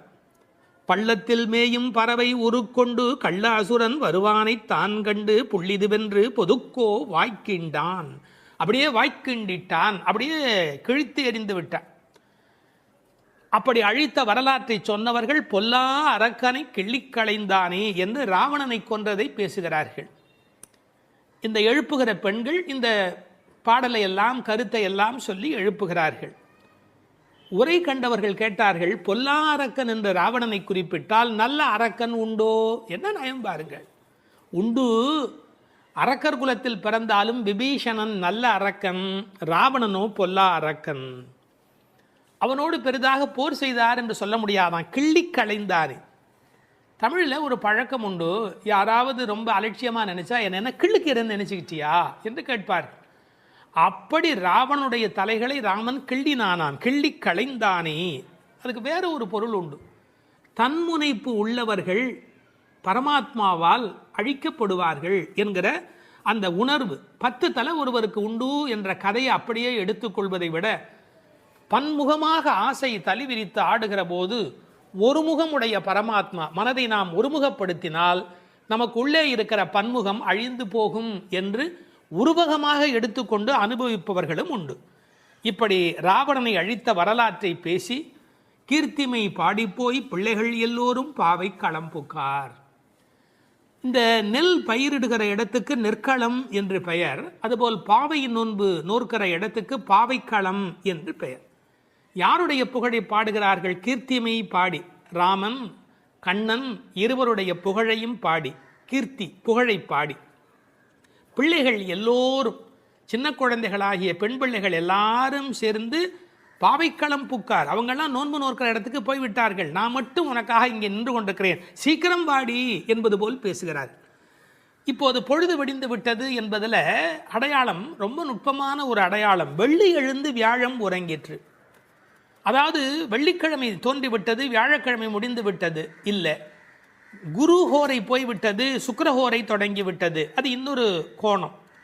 வானியலை பற்றி நன்கு ஆய்வு செய்தவர்கள் ஒரு குறிப்பிட்ட காலத்திலே சுக்கிரனுடைய எழுச்சியும் வியாழனுடைய அந்த இறங்கு முகமும் ஒன்றாக நடக்கும் என்று குறிப்பிடுகிறார்கள். சுஜாதா அவர்கள் இதை வைத்துக்கொண்டு கிபி 885 என்று உறுதி செய்ய முடியும் என்று ஒரு கட்டுரையிலே எழுதியிருக்கிறார்கள். ஆனால் வேறு சிலரோ கிபி 8ஆம் நூற்றாண்டில் ஒரே ஒரு முறை மட்டும் அதிகாலை பொழுதில் சுக்கிரன் எழுவதும் குரு மறைவதும் ஒரே வேளையில் நிகழ்ந்துள்ளது. அது முழு நிலவு நாள், பௌர்ணமி. அந்த நாள் அப்படியே குறிப்பிடுகிறார்கள். அந்நாள் கிபி 731 டிசம்பர் 18 காலை 3:30 முதல் 4 மணி. இதனை அடி ஒற்றி ஆண்டாள் பிறந்தது கிபி 716 ஆடிப்பூரம் என்று கணக்கிட்டிருக்கிறார். பாருங்க, எவ்வளவு அழகான ஒரு காலக்கணக்கு. வெள்ளி எழுந்து வியாழன் உறங்கிற்று. புள்ளும் சிலம்பின, முன்னர் ஒரு முறை புள்ளும் சிலம்பின என்ற பாடல் வந்திருக்கிறதே, அதெல்லாம் கூட்டுக்குள்ளே. இப்போ வெளியில் பறவைகள் எல்லா இடங்களிலும் திரிந்து அவை இப்போது சப்தம் எழுப்பிக் கொண்டிருக்கின்றன. இந்த இடத்துல புள்ளும் சிலம்பியதை பற்றி சொல்லுகிற போது உரையாசிரியர்கள் இதை ஆசிரிய பெருமக்களோடு ஆச்சாரிய பெருமக்களோடு இணைத்து பேசுவது வழக்கம்.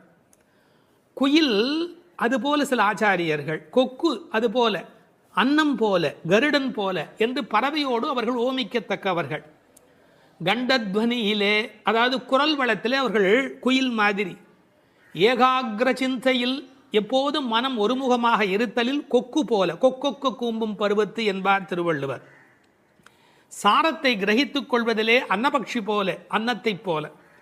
கைங்கரியம் என்ற தொண்டு செய்வதிலே கருட பட்சியைப் போல, பல்லடிமை திறத்தினாலே என்று பறவையை அப்படியே அடியார்களோடு ஒப்பிடுவதும் வழக்கம். போது அறி கண்ணினாய், போதுன்னு சொன்னால் முட்டு என்று பொருள். தமிழ் ஒரு அழகான மொழி. அரும்பு, முகை, முகிழ், மொட்டு, மலர். பாருங்க, மலருடைய பல நிலைக்கும் பேர் இருக்கு, இன்னும் கூட இருக்கு. அதாவது வெளியில் புறப்படுவது அரும்பு, கொஞ்சம் மேலே வந்தால் அது முகை, கொஞ்சம் அது இதழ் திறக்க ஆரம்பித்தா அது முகிழ், அது நல்ல விரிந்து விட்டால் தான் அதுக்கு மலர் அப்படின்னு பேர். ரெண்டுக்கும் நடுவில் இருக்க போது போதுன்னு பேர். அந்த போது அது போன்ற கண்களை உடையவள், அதில் வண்டு உட்கார்ந்திருப்பதை போன்ற கண். ஐயா, வெள்ளையாக கண்ணில் ஒரு பகுதி இருக்குது, கருப்பாக ஒரு பகுதி இருக்குது. அது வெள்ளையாக இருக்கிற மலர், அதன் மேலே கருப்பாக இருக்கிற வண்டு உட்கார்ந்திருக்கிற தன்மையினை போதறி கண்ணினாய் என்ற ஓமையாக குறிப்பிட்டார்கள். குளிக்கிறது எப்படி குளிக்கணுமா? குள்ள குளிர குடைந்து நீர் ஆடு. அப்படி ஆடாதே, பள்ளிக்கிடத்தியோ பாவாய் நீ. இந்த பெண்ணம்பெரிய அப்படிங்கிற ஒரு சொல்லாட்சி உண்டு. அதுபோல குள்ள குளிர என்ற வார்த்தையை பயன்படுத்தினார்கள். நல்லா முங்கி குளிக்க வேணும், குடைந்து நீராட வேண்டும். ஆற்றில், குளத்தில், கிணற்றில் இருந்து நீர் வளம் இருக்கிற இயற்கையை புதுப்பிக்கின்ற அந்த அழகான மழைக்கு பிறகு அந்த குளிக்கிற சுகத்தை இந்த வரியிலேயே கொண்டு வருகிறாள். குள்ள குளிர குடைந்து நீராடாதே பள்ளிக்கிடத்தியோ பாவாய் நீ நன்னாளால். எல்லா நாளுமே நல்ல நாள் தான். ஆனால் இன்றைக்கு கண்ணனுக்கு நாம் பார்க்க போகிற நாள், ஊருக்கு நலம் செய்கிற நாள், உனக்கு நன்மையான நாள். அப்படி இருக்கும்போது நீ படுத்து கிடக்கிறாயே, பள்ளி அறையிலேயே படுத்து கிடப்பவருக்கு பள்ளி கொண்ட பெருமாளை பார்க்கிற பாக்கியம் கிடைக்குமா? அவனை பருகும் சுகம் உனக்கு எப்படி வாய்க்கும்? கள்ளம் தவிர்ந்து கலந்தேலோர் எம்பாவாய். நீ மட்டும் தனியாக மனசில் அனுபவிக்கிறியா? அந்த திருட்டுத்தனத்தை விட்டுடு. கள்ளம் தவிர்ந்து தனியாக அனுபவிக்காதே, கலந்து ஏலோர் எம்பாவாய். இறைவனை எல்லோரும் சேர்ந்து அனுபவிப்பதே சுகம் என்று இந்த பாசுரத்தால் அவர்கள் விளக்கி காட்டுகிறார்கள். திருப்பாவை 11ஆம் பாட்டு. கற்றுக்கரவை கணங்கள் பல கறந்து செற்றார் திரளழியச் சென்று செரு செய்யும் குற்றமொன்று இல்லாத கோவலர்தம் பொற்கொடியே புற்றரவு அல்குல் புனமையிலே போதராய். சுற்றத்து தோழிமார் எல்லாரும் வந்து நின் முற்றம் புகுந்து முகில் வண்ணன் பேர் பாட சிற்றாதே பேசாதே செல்வப் பெண்டாட்டினி எற்றுக்கு உறங்கும் பொருளேலோர் எம்பாவாய். கண்ணனை எண்ணி நோற்காமல் அவன்தான் நம்மை எண்ணி நோற்று இங்கு வரட்டுமே என்று எண்ணி எல்லாவற்றிலும் சிறந்தவளான ஒரு பெண், பக்தி பெண் இந்த பாசுரத்தில் எழுப்பப்படுகிறாள். எல்லாமே கன்றுகள் போல இளமையான பசுக்கூட்டங்கள், பலவற்றை கறப்பதில் ஈடுபட்டு உள்ளவர்கள் இந்த கோபாலர்கள். பகைவர்கள் வந்துவிட்டால் அவர்கள் இருக்கும் இடத்திற்கு சென்று அவர்களது திறமை அழியும்படி போர் புரிய வல்ல குற்றமற்ற போர் வீரர்களை பெற்ற ஆயர் குலத்திலிருந்து வந்த பொன்கொடி போன்றவள் இந்த பெண். புற்றிலே உள்ள நாகத்தின் படம் போன்ற மறைவிடத்தையும் காட்டில் உலவும் மயில் போன்ற சாயலையும் உடையவளே, எழுந்து வா. நமது ஆயர்குடி பெண்கள் எல்லோரும் உன் வீட்டு முற்றத்திலே கூடி மேக நிறமுடைய கண்ணனது திருப்பெயர்களை கூறி பாடி மகிழ்கிறோம். நீயோ அசைவதே இல்லை, வாய் திறந்து பேசுவதும் இல்லை. அப்படி என்ன பெரும் செல்வமடி உனக்கு? இந்த உறக்கத்தில் உனக்கு என்ன அவ்வளவு ஈடுபாடு? எழுந்து வா என வெளியில் உள்ள பெண்கள் உள்ளே உறங்கும் பெண்ணை எழுப்புவதாக அமைந்துள்ள பாடல். இவர்கள் யாரை எழுப்புகிறார்கள்? 3 அடையாளங்கள். கோவலர்தம் பொற்கொடியே, புற்றரவு அல்குல் புனமையிலே, செல்வப் பெண்டாட்டி என்று உள்ளே இருக்கிற பெண் சிறப்பிக்கப்படுகிறார். கோபாலர் என்பது தமிழிலே கோவலர் என்று எழுதுவது வழக்கம். அந்த குலத்தின் தங்க கொடி ஸ்வர்ணலதா. ஸ்வர்ணலதா என்ற வடமொழி சொல்லுக்கு பொற்கொடி என்பது தமிழிலே மொழிபெயர்ப்பு. இவள் ரொம்ப செல்வாக்கு மிக்கவள், பேரழகி. இந்த கோவலர் என்பதை அழகான வித்தியாசமான பல பொருள் சொல்வது வழக்கம். கோ பலர், அதாவது வாக்கிலே வல்லவர் என்று கூட ஒரு பொருள் சொல்வார்கள். கோ அலர், தங்களை தலைவனாக நினைத்ததே அல்ல, கண்ணனுக்கு அடிமையாக மட்டுமே தன்னை நினைத்து கொண்டிருக்கிறவர்கள். இவள் அவர்கள் வீட்டு ஒரு கொடி, கொழுங்கொடி, கொழுகொம்பு தேடுகிற ஒரு கொடி. கோல் தேடி ஓடும் கொழுந்ததே போன்று மால் தேடி ஓடும் மனத்தள், ஆவிக்கோர் பற்று கொம்பு, இதெல்லாம் ஆழ்வார் திருவாக்கு. இவள் மனம் எப்போதும் கண்ணபெருமானை நோக்கி போய்கொண்டிருக்கும். ஒரு கொழுகொம்பாகிய இறைவனை தேடி போவதாலே இவள் கொடி, ஆனால் பொற்கொடி. அடுத்த வார்த்தை அவளுடைய மறைவிடத்தை குறித்து பேசுகிறார்கள். புற்றரவு அல்குல் புனமையிலே. இது தமிழில் ரொம்ப இயற்கை. அதில் என்ன ஒரு குறிப்பு இருக்கிறது என்றால், பாம்பு புற்றிலே ஒடுங்கிவிடும், அதுபோல் இவளுக்கு ஒடுக்கமான இடை என்பதை நாம் இந்த இடத்தில் புரிந்து கொள்ள வேணும். பெண்ணுக்கு இடை எப்படி இருக்க வேணும்? பொய்யோ எனும் இடையாளொடும் இளையானொடும் போனான், கம்பனுடைய வாக்கு. சீத்தையினுடைய இடை உண்டா இல்லையா என்று எல்லோரும் சர்ச்சை செய்கிற இடை என்று எழுதினார்.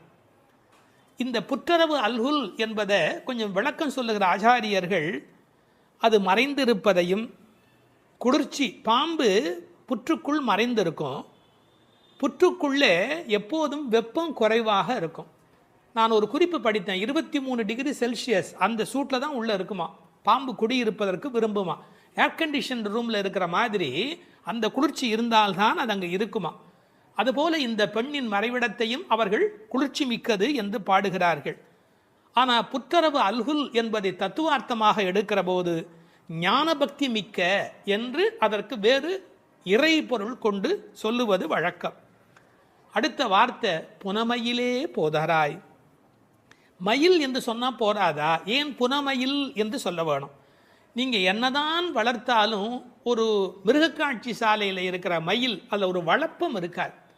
காட்டிலே இயற்கையோடு இயற்கையாக ஆடிக்கொண்டிருக்கிற மயில் இருக்கு, செழிப்பாக இருக்கும். காட்டு மயில், புனம்னா காடு, காட்டிலே இருக்கிற மயில். வளர்ப்பு மயிலுக்கு இல்லாத அழகு காட்டில் இருக்கிற மயிலுக்கு வனப்பு மயில். அது கண்ணுக்கு மிகவும் இனிமை தருவது மயில்.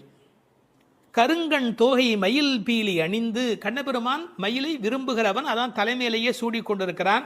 எனவே இவளை விரும்புவதற்கான வாய்ப்பு அதிகம். இன்னொரு கோணத்தில் பிரதிவாதி பயங்கரம் சுவாமிகள் ஒரு அருமையான கருத்து சொல்வார்கள். ஆச்சாரியனை குறித்து அவர்கள் எல்லா பாடலுமே ஆச்சாரியனோடு தொடர்பு படுத்தி பேசியிருக்கிற ஒரு பேச்சு, அற்புதமான பேச்சு அது. அந்த மயிலுக்கும் ஆச்சாரியனுக்கும் என்ன தொடர்பு என்று அனுபவிக்கிறார்கள். ஆனந்தம் வந்து விட்டால் மயில் தோகை விரிக்கும். ஆச்சாரியனும் அப்படித்தான், ஆனந்தம் வந்து விட்டால் தன்னுடைய வாக்கில் விஸ்தாரமாக பல பொருள்கள் சொல்ல தொடங்கி விடுவார். மயிலுக்கு விஷப்பூச்சிகள் அண்டாது, அதுபோல் ஆச்சாரியனிடத்திலே தீய சக்திகள் சேராது. மயில் பீலி கண்ணன் தலைமையிலே இருக்கும். ஆச்சாரியன் ஏதேனும் ஒன்று சொன்னால் கண்ணன் தலைதுலுக்கி அதை அனுபவிப்பானா, அப்படி என்று அனுபவிப்பானா. எனவே தலைமேல் வைத்து கண்ணனே கொண்டாடுகிறான் ஆச்சாரியனுடைய வாக்கு. பாம்பு பயந்து ஓடும், விஷத்தன்மை உடையவர்கள் ஆச்சாரியனை பார்த்தால் விலகி ஓடி விடுவார்கள் என்று என்ன அழகு பாருங்கள். முழுக்க இந்த புனமையிலே என்பதை ஆச்சாரியனோடு சம்பந்தப்படுத்தி பேசுவார்கள் ஸ்ரீ பிரதிவாதி பயங்கரம் அண்ணங்கராச்சாரிய சுவாமிகள். இந்த புனமையில் என்பதில் இன்னும் ஒரு அழகு, மயில் புனத்தை சிறப்பிக்கிறது. காட்டுக்கு அழகு அப்படின்னா மயில் தான் காட்டுக்கு அழகாக இருக்கிறது. அது மாதிரி எங்கள் கூட்டத்துக்கு நீ புனமயில், எங்கள் கூட்டம் காடு போல நீ வந்தால்தான் எங்களுக்கு அழகு என்பதை புனமயில் என்பது குறிப்பிட்டது. நீ வந்து கதவை தர, ஏன் மயில் நடப்பதை பார்க்க வேண்டும் அல்லவா, மயில் நடந்து வருகிற அழகை நாங்கள் அனுபவிக்க வேண்டும் அல்லவா. எனவே உன் மயில் நடை காண வேண்டும், வாராய். செல்வப் பெண்டாட்டி என்று விழிக்கிறார்கள். அடுத்தது, இவள் தலைமகள், குலம் தரும் செல்வம் தந்திடும் என்கிற அத்தனை செல்வமும் உடையவள், கண்ணனுக்கு மிக மிக வேண்டியவள். கண்ணனுடைய அழகை பற்றி சொல்லுகிற போது உரையாசிரியர் எழுதுவார், அது ஆண்களை பெண்களாக்கும், பெண்மையுறச் செய்யும் என்று. அது மாதிரி இவள் அழகு எப்படி என்றால் பெண்களை ஆண்மையுறச் செய்யும் பேரழகு, செல்வப் பெண்டாட்டி என்று சிறப்பித்தார்கள். இப்போ அந்த ஆயர்பாடியிலே அவர்கள் கறந்து பால் கறந்து அவர்கள் எப்படி வாழ்கிறார்கள் என்ற தன்மை பேசப்படுகிறது. கற்று கறவை கணங்கள் பல கறந்து. கன்று உடைய கறவை, ஏன்னா கன்றுக்குட்டி இருந்தால் தான் அது பால் ஈனும். சார், அந்த ஆச்சரியம் என்ன என்று கேட்டால், அங்கே கிழட்டு மாடே கிடையாது, எப்போதும் இளமையுடைய மாடு தான் அங்கே இருக்கும். எனவே அது கற்று கறவை கணங்கள் பல கறந்து, எக்கச்சக்கமான மாடுகள். இந்த ஆயர் சலிப்பதே இல்லை. பரதநாட்டியம் கற்றுக்கொள்கிற பெண்களை சொல்வார்கள், மண்டி போட்டு பாரு அப்படிம்பாங்க. அது மாதிரி பால் கறக்கிறவர்கள் குத்த வச்சு உட்காந்து பால் கறப்பார்கள். எக்கச்சக்கமான ஸ்டாமினா, உடல் பலம் இருந்தால் தான் தொடர்ந்து உட்காரவே முடியும். நீங்கள் சாதாரணமாக உட்காந்துடலாம், ஆனால் குத்த வச்சு உட்காரது இருக்கும் பாருங்க. பரதநாட்டியம் ஆடுகிறவர்களுக்கு முதல் பயிற்சி அதுதான். பால் கறக்கிற அந்த கோபாலர்களுக்கு இயல்பிலேயே வரிசையாக மாட்டை கறந்து உடல் பலம் எக்கச்சக்கமாக இருக்கும். பல கறந்து, இந்த கன்று என்பதை கற்று என்று எழுதுகிறார்கள்.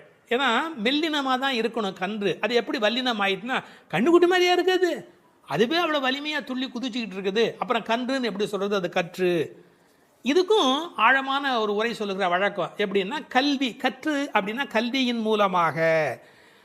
அதாவது இது கண்ணுக்குட்டி அப்படிங்கிற அர்த்தத்தை தாண்டி நிறைய கல்வி கற்ற சிஷ்ய கோடிகளோடு ஆச்சாரியன் வருகிற பேரழகு, இப்படி ஆச்சாரியனோடு சம்பந்தப்படுத்தி அந்த பாடலுக்கு விளக்கம் சொல்வது உண்டு. பசுவனுடைய சிறப்பை சொல்வதாக இருந்தால், அந்த கோதூளி, அதனுடைய கால் தூசிக்கு பெருமை அதிகம்.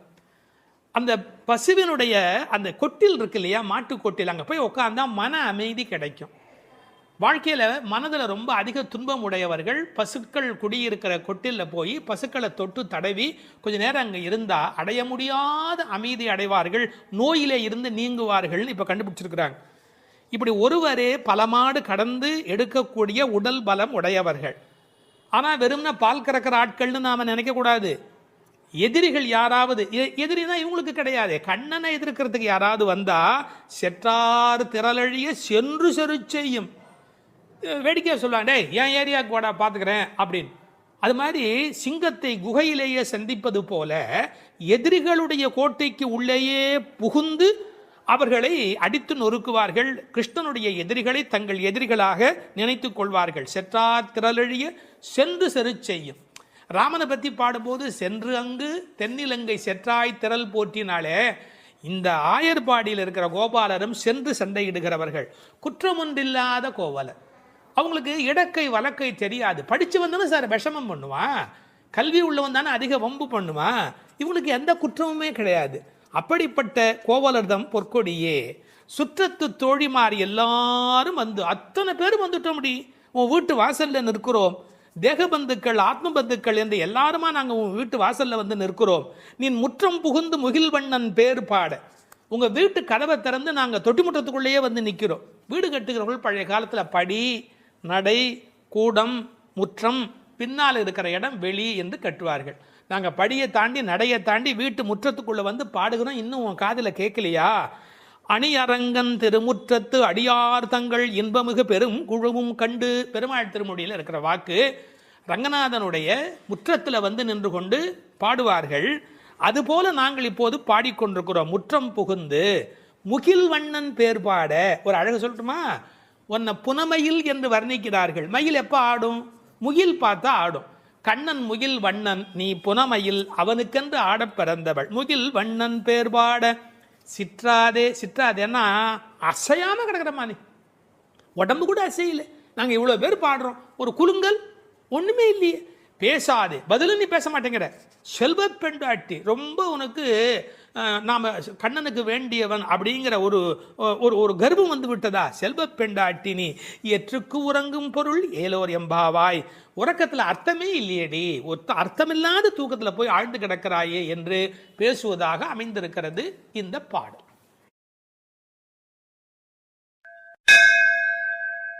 12ஆம் பாடல். கனைத்திளம் கற்றருமை கன்றுக்கு இறங்கி நினைத்து முலை வழியே நின்று பால் சோர நனைத்தில்லம் சேராக்கும் நற்செல்வன் தங்காய் பனித்தலை வீழனின் வாசல் கடை பற்றி சினத்தினால் தென்னிலங்கை கோமானை செற்ற மனத்துக்கு இனியானை பாடவும் நீ வாய் திறவாய். இனித்தான் எழுந்திராய் ஈதன்ன பேருறக்கம் அனைத்தில்லத்தாரும் அறிந்தேலோர் எம்பாவாய். இதனுடைய பொருள், கன்றை பிரிந்த எருமை தன் கன்றை நினைத்து கனைத்து அந்த நினைப்பால் தனது காம்புகளிலிருந்து விடாது பால் பொழிவதால் வீடெல்லாம் பால் வெள்ளமிட்டு சேராகி கிடக்கின்ற வீட்டின் தலைவனான பெரும் செல்வத்தை பெற்றிருப்பவனது தங்கையே. முன்பு பெரும் கோபத்தால் தென்னிலங்கை மன்னனான ராவணனை அழித்து ஒழித்த மனத்திற்கு இனியவனான ராமபிரானை புகழ்ந்து மார்கழி மாத பனி தலையில் விழுந்து கொண்டிருக்க நாங்கள் உன் வீட்டு வாசலில் கீர்த்தனம் செய்வதை கேட்டும் நீ உறங்கலாமா? கதவை திற, பொழுது விடிந்து இன்னும் நீ உறங்குவது எல்லா வீட்டாருக்கும் தெரிந்துவிட்டது. இனியாவது எழுந்திரு, என்ன இது பெரிய உறக்கம் என்கிறார்கள். இந்த பாடலில் எழுப்பப்படுகிறவள் கண்ணபெருமானுடைய நெருங்கிய நண்பனுடைய தங்கை. அவளை எழுப்புகிற போது நற்செல்வன் தங்காய் என்று அவர்கள் அன்போடு அழைக்கிறார்கள்.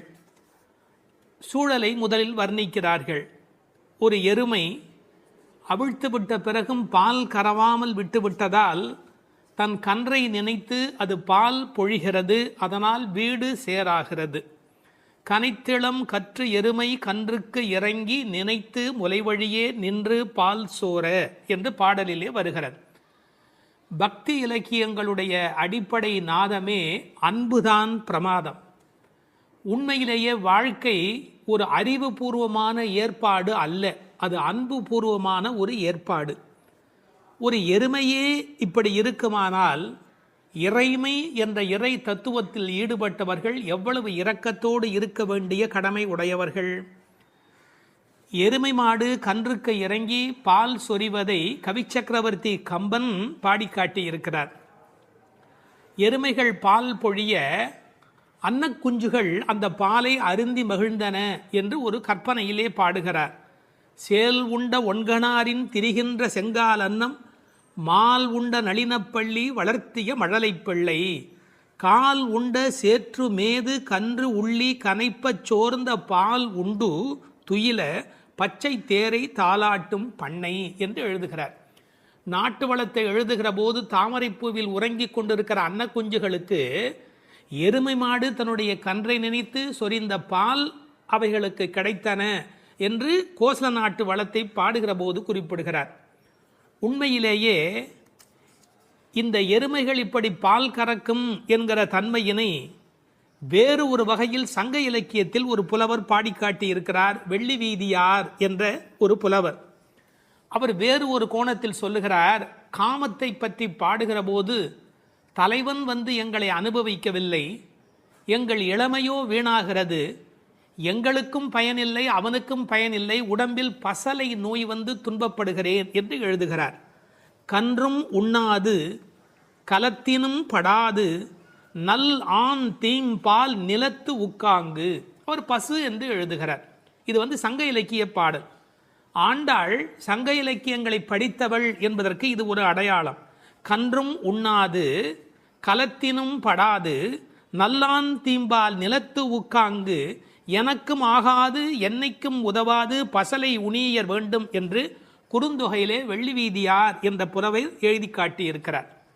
இன்னொரு கோணத்திலே பார்க்கிற போது வியாக்கியானம் பண்ணினவர்கள் எருமை மாடு கன்றை நினைத்து படுகிற பாட்டை சொல்லிவிட்டு எருமைகள் கரவாவிட்டால் படும் பாடு இந்த பெண்கள் கோபியர் சொல்லுகிறார்களா என்ன, அனைவரும் எருமை படுகிற பாட்டை நாங்கள் அல்லவா உன்னாலே படுகிறோம் என்று கண்ணனுக்கு புரிய வைக்கிறார்களாம்.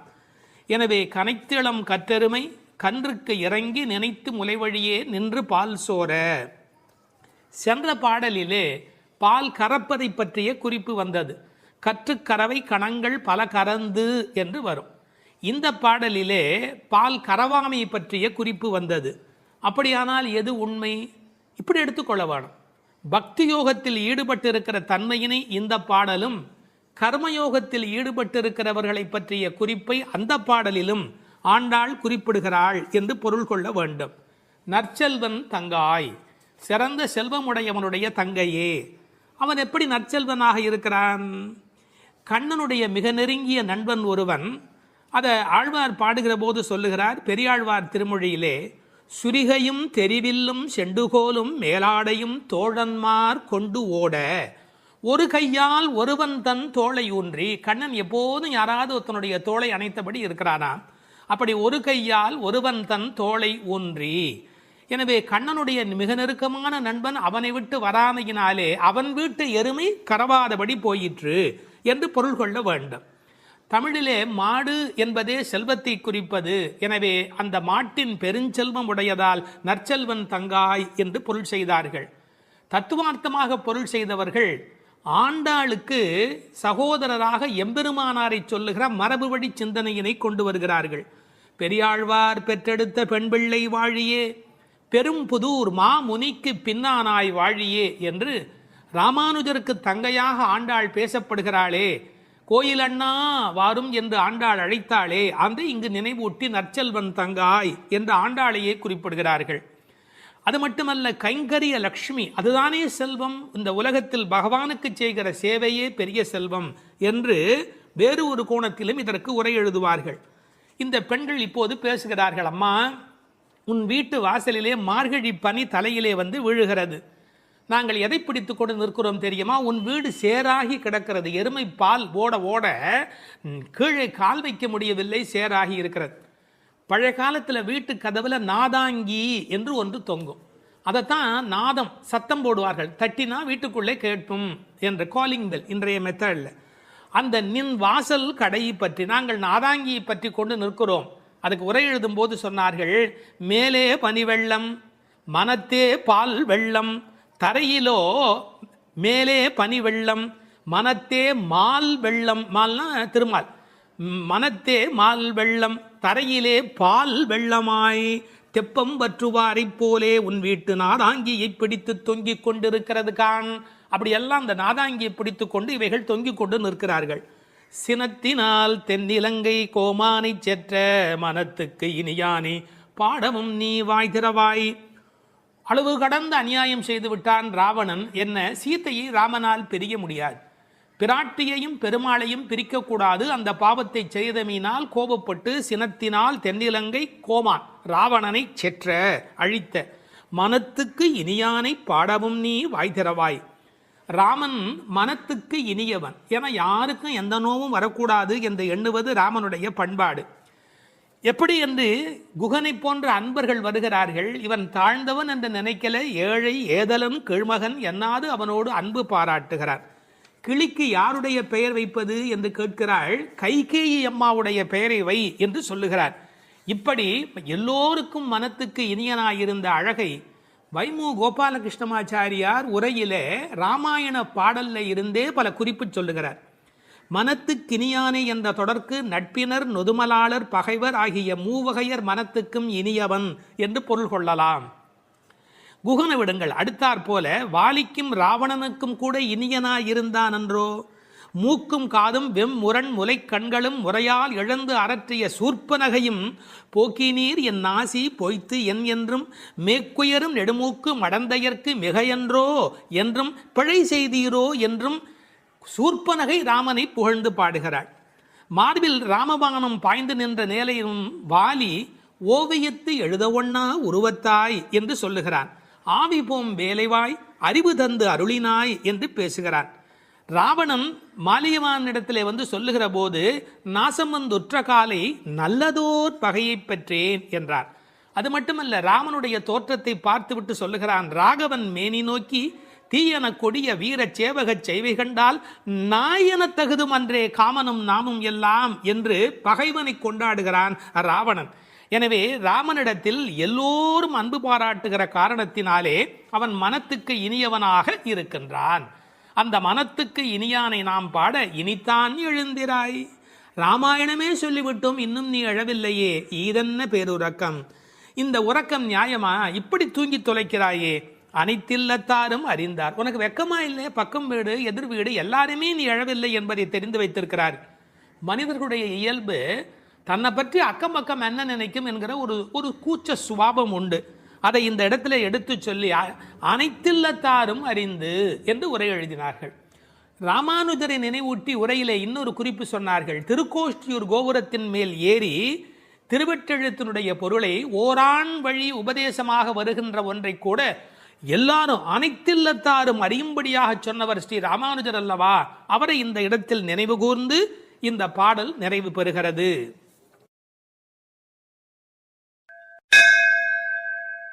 திருப்பாவை 10ஆம் பாடல்.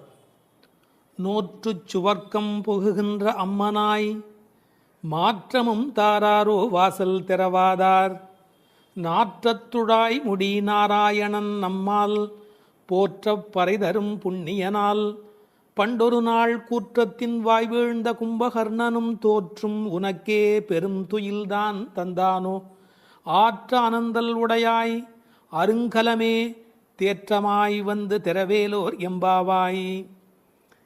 இந்த பாடலை நோன்பின் பெருமையால் கண்ணனை கையில் கனிபோல் அடைந்த ஒரு பக்திமிக்க பாவை எழுப்பப்படுகிறாள் என்றும் பார்க்கலாம். அல்லது தூக்கத்தையே நோன்பாக கருதி சோம்பிக் கிடக்கிற ஒருவளை கேலி பேசுவதாகவும் பொருள் கொள்ளலாம். இப்போது பாடலின் பொருளை முதலில் பார்ப்போம். நோன்பின் பலன் கைவரப் பெற்று அதன் விளைவாக சொர்க்கத்தையே அடைகின்ற பெண்ணே, அந்த சொர்க்கத்தினுள்ளே புகும் பெண் என்றாலும் உறக்கத்தை நோன்பாக கொண்டவளே என்று இன்னொரு பொருள். நீ வாயில் கதவைத்தான் திறக்கவில்லை, வாயை திறந்து பதில் கூடவா சொல்லக்கூடாது? மனம் நிறைந்த திருத்துழாய் துளசி மாலையை திருமுடியில் அணிந்திருக்கிற நாராயணன், நமது போற்றுதலை ஏற்று பலனை வழங்குகின்ற புண்ணியன், முன்னொரு காலத்தில் எவனுக்கு இரையாகி போன கும்பகர்ணன் உன்னுடன் தூக்கப் போட்டிக்கு வந்து தோற்று பெரிய தூக்கத்தை தன் தோல்வியின் அடையாளமாக உனக்கு வழங்கிவிட்டானா என்ன? மிகுந்த சோர்வும் சோம்பலும் ஏன் உனக்கு? இந்த குழுவுக்கே ஒப்பற்ற அணிகலன் போல விளங்குகிறளா அல்லவா நீ? படுக்கையை விட்டு தெளிவுடன் எழுந்து வந்து கதவை திற என்று வெளியில் நின்ற தோழியர் உள்ளே படுத்திருப்பவளை அழைக்கிறார்கள். இதுவே பாடலின் திரண்ட பொருள். இங்கே கேலியும் கிண்டலும் கூட ஒரு வகையான விளையாட்டாக எடுத்துக்கொள்ள ஒரு பகுதி இடம் கொடுக்கிறது. ஒரு பெண் சொல்லி இருக்கிறாள், நான் கடுமையான தவம் பண்ணி சொர்க்கம் போகப் போகிறேன் என்று இவர்கள் பேசிக்கொண்டிருக்கிற போது தோழிகளுக்கு மத்தியில் சொல்லி இருக்கிறாள். அவளை இப்போது எழுப்ப வந்திருக்கிறார்கள். ஆஹா அடியம்மா, நீ சொர்க்கம் போகிற லட்சணம் என்ன என்று எங்களுக்கு தெரியாதா? நோற்று சொர்க்கம் போகுகின்ற அம்மனாய், நீ தவம் பண்ணி சொர்க்கம் போவேன் என்று சொன்னாயே, இப்போது படுத்து கிடக்கிறாயே. இப்படி எடுத்துக்கொண்டால் அது ஒரு கேலியான கிண்டலான அவளை பற்றி பேசுகிற ஒரு விளையாட்டு பேச்சாக பொருளாகிறது. உண்மையிலேயே எடுத்துக்கொண்டால் அவள் உண்மையான கடினமான முயற்சி உடையவள், எல்லா நோன்புகளையும் சரியாக மேற்கொள்ளுகிறவள், நாளை வைகுந்தம் சேர வேண்டும் என்ற எண்ணத்தில் தன் வாழ்நெறியை அமைத்து கொண்டவள். எனவே நோற்று சொர்க்கம் புகுகின்ற அம்மனாய் பெருமைக்கு உரியவளே, நீ தவம் பண்ணி மேலே போவேன் என்று சொன்னாயே, இப்போது தூங்கிக் கொண்டிருக்கிறாயே என்று ரெண்டு வகையிலேயும் பாவத்தை மாற்றி பொருள் சொல்லக்கூடிய பாடல் வரி இது. சொர்க்கம் எது, நரகம் எது? ராமாயணத்திலே சீதா பிராட்டியார் சொல்கிறார், உன்னோடு இருப்பதுதான் எனக்கு சொர்க்கம். ராமனிடத்திலே சொல்கிறார், உன்னை பிரிந்தால் அது நரகமாக ஆகிவிடுகிறது. ஆகவே பெருமானோடு இருக்கிற நேரம்தான் சொர்க்கம். இவள் ஒருவேளை தன் தவத்தின் பலனால் பெருமாளோடு இருக்கிறவளோ, இறைவனுடைய நினைப்பே சொர்க்கமாகிறது, மறப்பே நரகமாகிறது. இது இன்னொரு சிந்தனை. இவளுடைய இயல்பு பக்குவம் காரணமாக உயர்ந்து போய் சாது கோஷ்டியில் சேர்ந்து விட்ட காரணத்தால் சாமானியரோடு நமக்கென்ன பேச்சு என்ற எண்ணத்தில் வாயாடாமல் இருக்கிறாளோ என்பதை அடுத்த வரி நமக்கு புலப்படுத்தும். தனக்கு உரிய நல்ல கோஷ்டியிலே இருப்பது, சிறந்தவர்களோடு அந்த வர்க்கத்தில் இருப்பதுதான் சொர்க்கமாக மாறுகிறது. நீ அப்படி தகுந்த சாது கோஷ்டியிலே போய் சேர்ந்து விட்டதால் எங்களோடெல்லாம் பேசக்கூடாது என்பதற்காக மாற்றமும் தாராரோ, நீ பதில் தராமல் இருக்கிறாயா என்று ஒரு கேள்வி எழுகிறது. அம்மாடி, உன்னால் வீட்டு வாசல் திறக்க முடியவில்லை, வீட்டு வாசலே திறக்க முடியவில்லையே, உனக்காக வைகுந்த வாசல் திறக்கப் போகிறதா என்று இன்னொரு கிண்டல் பொருளும் அதற்குள்ளே இருக்கிறது. மாற்றம் தாராரோ வாசல் திறவாதார். ஒருவேளை உண்ணாவிரதம் மாதிரி மௌன விரதம் இருக்கிறாயா? அட, வாயில் திறப்பது கடினம், வாயை திறப்பது கூடவா கடினம்? வாசல் செம்மினால் வாயும் செம்ம வேண்டுமோ என்று வியாக்கியானத்திலே இந்த இடத்தை குறிப்பிடுவார்கள். நீ எழுந்து பேச வேண்டாம், கதவை திறக்கக்கூடாதா? கதவை திறக்க வேண்டாம், வாயாலாவது பதில் சொல்லக்கூடாதா? ஏன் இப்படி நீ இருக்கிறாய் என்று அந்த பெண்ணை கேட்பது போல் அந்த பாடல் அமைந்திருக்கிறது. அடுத்து நாராயணனை சொல்லுகிறார்கள். நாற்றத் துழாய்முடி நாராயணன். உலகத்திலேயே மிகப்பெரிய சிறப்பு துளசிக்கு உண்டு. பிறக்கும் போதே அது நறுமணத்தோடு பிறப்பது.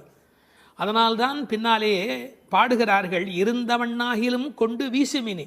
துளசி கிடைக்கவில்லை என்றாலும் பரவாயில்லை, துளசி இருந்த மண்ணை எடுத்தாவது எங்கள் மீது வீசுங்கள் என்பார்கள். ஒரு பெருமாள் கோயிலுக்குள் போகிற போது நமக்கு கிடைக்கிற மிகப்பெரிய இன்பமே அந்த திருத்துழாய் நறுமணம். பச்சை கற்பூரம் அது இன்னொரு பக்கம். திருத்துழாய் நறுமணம்தான் கோயிலின் சிறப்பழகு. கண்ணன் திருத்துழாய் அணிந்து அங்கு வந்து சென்றால் 100 குழிக்கு தாங்கும் என்று உரை எழுதுவார்கள். அதாவது அவன் வந்து போன வாசம் அந்த இடம் முழுவதும் நிறைந்திருக்குமா. இப்போது திருத்துழாய் வாசம் வருவதாலே இந்த பெண்களுக்கு உள்ளூர ஒரு கவலை. ஒருவேளை கண்ணன் இங்கே உள்ளே வந்துவிட்டு போயிருக்கிறானோ என்கிற ஒரு சின்ன கவலையும் வெளிப்பட பேசுகிறார்கள். நாற்றத் துழாய்முடி நாராயணன். நான் துளசியை பற்றி ஒரு மருத்துவ புத்தகம் படித்து கொண்டிருந்தேன். அதில் துளசி பிராணசக்தியை கூட்டி நம்முடைய கபத்தை குறைக்கக்கூடியது. அது மட்டுமல்ல, அது 100 வகையான மேலான மருந்தாக அது பயன்பட்டு கொண்டிருக்கிறது. துளசி, கருந்துளசி, செந்துளசி, நாதுளசி என்று 4 வகையாக அது கிடைக்கிறது. பிராணசக்தியை கூட்டுகிறது என்பதற்காக அப்படியே எடுத்துக்கொள்ளுகிற போது அது முற்றிலுமாக ஒருவருடைய உடலை மாற்றி அமைக்கக்கூடியது. துறவரத்துக்கு போகிறவர்களுக்கு கூட துணை நிற்கக்கூடியது என்று ஒரு குறிப்பு எழுதி வைத்திருக்கிறார்கள். துளசியோடு ஒரு 5 மிளகு வைத்து 3 நாள் சாப்பிட்டால் 3 மாத காலம் ஒரு பெண் அப்படி சாப்பிட்டால் குழந்தை பேர் இல்லாத பெண்களுக்கு வாய்க்கும் என்று எழுதுகிறார்கள். 9 மிளகு வைத்து அரைத்து 7 நாட்கள் வெறும் வயிற்றில் சாப்பிட்டால் எந்த விஷமும் உரியும் என்று எழுதுகிறார்கள். எனவே மருந்தல்ல, மாமருந்தாக விளங்குவது திருத்துழாய். அந்த நாற்றத்துழாய் முடி நாராயணன். திருவடியில் மட்டுமல்ல, அவன் திருமுடியிலும் இருக்கிற மேன்மையும் ஏற்றமும் பெற்றது இந்த திருத்துழாய். அந்த நாராயணன் நம்மால் போற்ற பறைதரும் புண்ணியனால். இந்த நம்மால் என்பதை நம்மால் என்று பிரித்து சொல்வார்கள், நம்மால் என்று சேர்த்து சொல்வார்கள். அதாவது நாம் இப்போது பாடினால் அவன் நமக்கு பறை தருவான், நம்முடைய மால் நமக்கு பறை தருவான். நமக்கு மால் இருக்குமென்றாலும், மால் என்றால் மயக்கம். சில பேர் சுய மோகிகள், தன்னைத்தானே மோகித்து கொண்டு தன்னை பெரிதாக நினைத்து கொண்டிருப்பார்கள். அப்படிப்பட்ட குறையுடையவராக இருந்தாலும் கூட அவர்களுக்கு கருணை பாலிக்கிறவன் கடவுளாக மாறுகிறான். நம்மால் போற்ற பறை தரும் புண்ணியனால். அவன் புகழை பாடிய மாத்திரத்தில் நமக்கு பறை தருகிறான், புருஷார்த்தங்களை அருளுவதற்கு தயாராக இருக்கின்றான். அடுத்து அந்த பெண்ணை அவர்கள் கேலி பேசுகிறார்கள். அப்படிப்பட்டவனை நாங்கள் பாடுகிற போது கூட நீ தூங்கி கொண்டிருக்கிறாயே, இது என்ன நியாயம்? பண்டொரு நாள் கூற்றத்தின் வாய் வீழ்ந்த கும்பகர்ணனும். இந்த பண்டொரு நாள் என்பதற்கு நேரடியாக நீங்கள் பொழிப்புரை எழுதினால் முன்பு ஒரு நாள், அதாவது ராமாயணம் முன்னர் நடந்தது. அப்படி முன்பொரு நாள் நடந்த ராமாயண யுத்தத்தில் கும்பகர்ணன் தோற்று விழுந்தான். இது வெளிப்படையான பொருள். ஆனால் ஒரு நயம் இருக்கிறது. பண்டு ஒரு நாள், ராமாயண கதை படித்தவர்களுக்கு தெரியும், ராவணனை போன்றவர்கள் முதல் நாள் போருக்கு வருகிறார்கள், பின்னாலும் வருகிறார்கள். இந்திரஜித்தன் ஒரு நாள் வருகிறான், பிறகு இன்னொரு நாள் வருகிறான். ஆனால் கும்பகர்ணன் ஒரே ஒரு நாள் தான் போருக்கு வருகிறான், அன்றே மாண்டு போய் விடுகிறான். இந்த மிகப்பெரிய வரலாற்று குறிப்பை பண்டொரு நாள் கூற்றத்தின் வாய்வீழ்ந்த கும்பகர்ணன் என்று குறிக்கிறாள். கூற்றத்தின் வாய்வீழ்ந்த கும்பகர்ணன் என்றால் யமனுடைய வாயில் வந்து விழுந்த கும்பகர்ணன். ராமன் கொன்றான் என்று பழி சொல்ல விருப்பமில்லை. ஒருவர் தண்ணீர் குடிப்பதற்கு ஏரி வெட்டி வைக்கிறார், அதில் வந்து ஒருவர் விழுந்து விட்டால் அது ஏரி வெட்டி அவருடைய தவறா? அது மாதிரி தயரதன் பெற்ற மரகத மணித்தடம் ஸ்ரீராமன், அதில் வந்து விழுந்து இறந்தவன் கூற்றத்தின் வாய்வீழ்ந்த கும்பகர்ணன் என்று நயம்பட பேசுகிறாள். 6 மாதம் தூக்கமுடையவன் அவன் தோற்றும் உனக்கே பெருந்துயல்தான் தந்தானோ. தோற்றவர்கள், வெற்றி பெற்றவர்களுக்கு ஒரு பரிசு தர வேண்டும். அப்படி கும்பகர்ணன் தோற்றவன் இந்த தூக்கத்தை இவளுக்கு பரிசாக கொடுத்து விட்டு போயிருக்கிறான். கும்பகர்ணன் இவளோடு போட்டி போட்ட போது இவள் வெற்றி பெற்று விட்டாளாம்.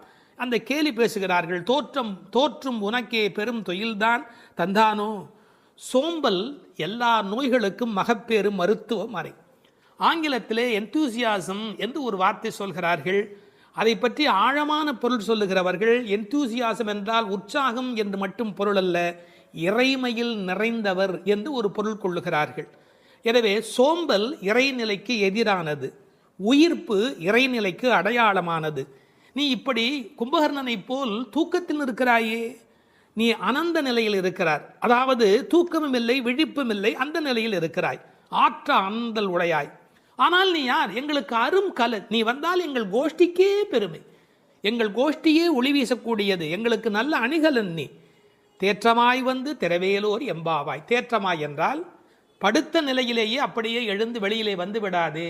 அதுக்கு ஒரு உரை சொல்வார்கள், வால்மீகத்தில் இலக்குவனை பார்க்க தாரை வந்த மாதிரி வந்து விடாதே, நீ உன்னை அழகுபடுத்தி கொண்டு திருத்தமாக வர வேண்டும் என்ற குறிப்பை அருங்கலமே தேற்றமாய் வந்து திரவேல் என்று பாடுகிறார்கள்.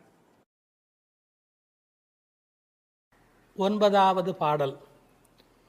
தூமணி மாடத்து சுற்றும் விளக்கெரிய தூபம் கமழ துயிலணை மேல் கண் வளரும் மாமன் மகளே, மணிக்கதவும் தாழ்த்திரவாய் மாமீர் அவளை எழுப்பீரோ, உன்மகள்தான் ஊமையோ அன்றிச் செவிடோ அனந்தலோ ஏமப் பெருந்துயில் மந்திரப்பட்டாளோ, மாமாயன் மாதவன் வைகுந்தன் என்றென்று நாமும் பலவும் நவின்றேலோர் எம்பாவாய். அப்பழுக்கற்ற தூய்மையான பரிசுத்தமான மாட மாளிகைகளைச் சுற்றிலும் 4 பக்கங்களிலும் விளக்குகள் ஒளிவிட்டு பிரகாசித்து எரிந்து கொண்டிருக்கவும், அம்மாளிகையைச் சுற்றிலும் அகில் சந்தனம் போன்ற வாசனைப் பொருள்களின் நறுமணம் எங்கும் கமழவும், நல்ல பஞ்சடைத்த மெத்தையில் கண்ணுறக்கம் கொள்ளும் எங்கள் மாமன் மகளே, மாணிக்கங்கள் பதிக்கப் பெற்ற உன் வீட்டு கதவின் தாழ்பாளை திறக்க மாட்டாயா? திறந்து விரைவில் வந்து எங்களுடன் சேர்ந்து கொள்ள மாட்டாயா? மாமிகளே, நீங்களாவது அவளை எழுப்பிவிட மாட்டீர்களா? விடிந்து எவ்வளவு நேரமாகிவிட்டது, நாங்கள் இவ்வளவு நேரம் அவளை அழைத்து கொண்டிருக்கிறோமே, அவளுக்கு என்ன ஆயிற்று? ஒரு வார்த்தை கூட பதில் கூற மாட்டேன் என்கிறாளே, அவள் என்ன பேசும் திறனற்ற ஊமையா? அல்லது நாங்கள் அழைப்பது அவளுக்கு கேட்கவில்லையா, காது கேட்கவில்லையா? அல்லது ஆழ்ந்த பேருறக்கத்தில் படுத்து கிடக்கிறாளா? அல்லது யாரேனும் கட்டுப்படுத்தி அவளை பெருந்துயில் கொள்ளுமாறு செய்து விட்டார்களா? அல்லது ஏதேனும் மந்திரம் மாயம் செய்திருக்கிறார்களா? அதன் வசம் கட்டுப்பட்டு இப்படி பேருறக்கம் கொண்டு கிடக்கிறாளே. நாங்கள் அந்த மாமாய செயல்களில் வல்லவனும் மிகுந்த தவமுடைய இலக்குமியின் கணவனும் வைகுண்டத்திற்கு அதிபதியுமான நாராயணன் பெயரை திரும்ப திரும்ப சொல்லி பக்தி பரவசத்தில் ஈடுபட்டு அவளை அழைக்கிறோமே, அவள் ஏன் இன்னும் எழுந்து வந்து கதவை திறந்து எங்களுடன் சேர்ந்து இறைவன் திருப்பெயரை சொல்லி வழிபட மாட்டேன் என்கிறாள்? நீங்களாவது கேட்டுச் சொல்லுங்களேன் என்கிறார்கள். இந்த பாடலின் திரண்ட பொருள் இது. தூமணி மாடத்து சுற்றும் விளக்கெரிய. விளக்கு எரிப்பதற்கே நிறைய செல்வம் இருக்க வேண்டும். இது சீர்மல்கும் ஆய்பாடி செல்வச் சிறுமியர்கள் வாழுகிற இடம்.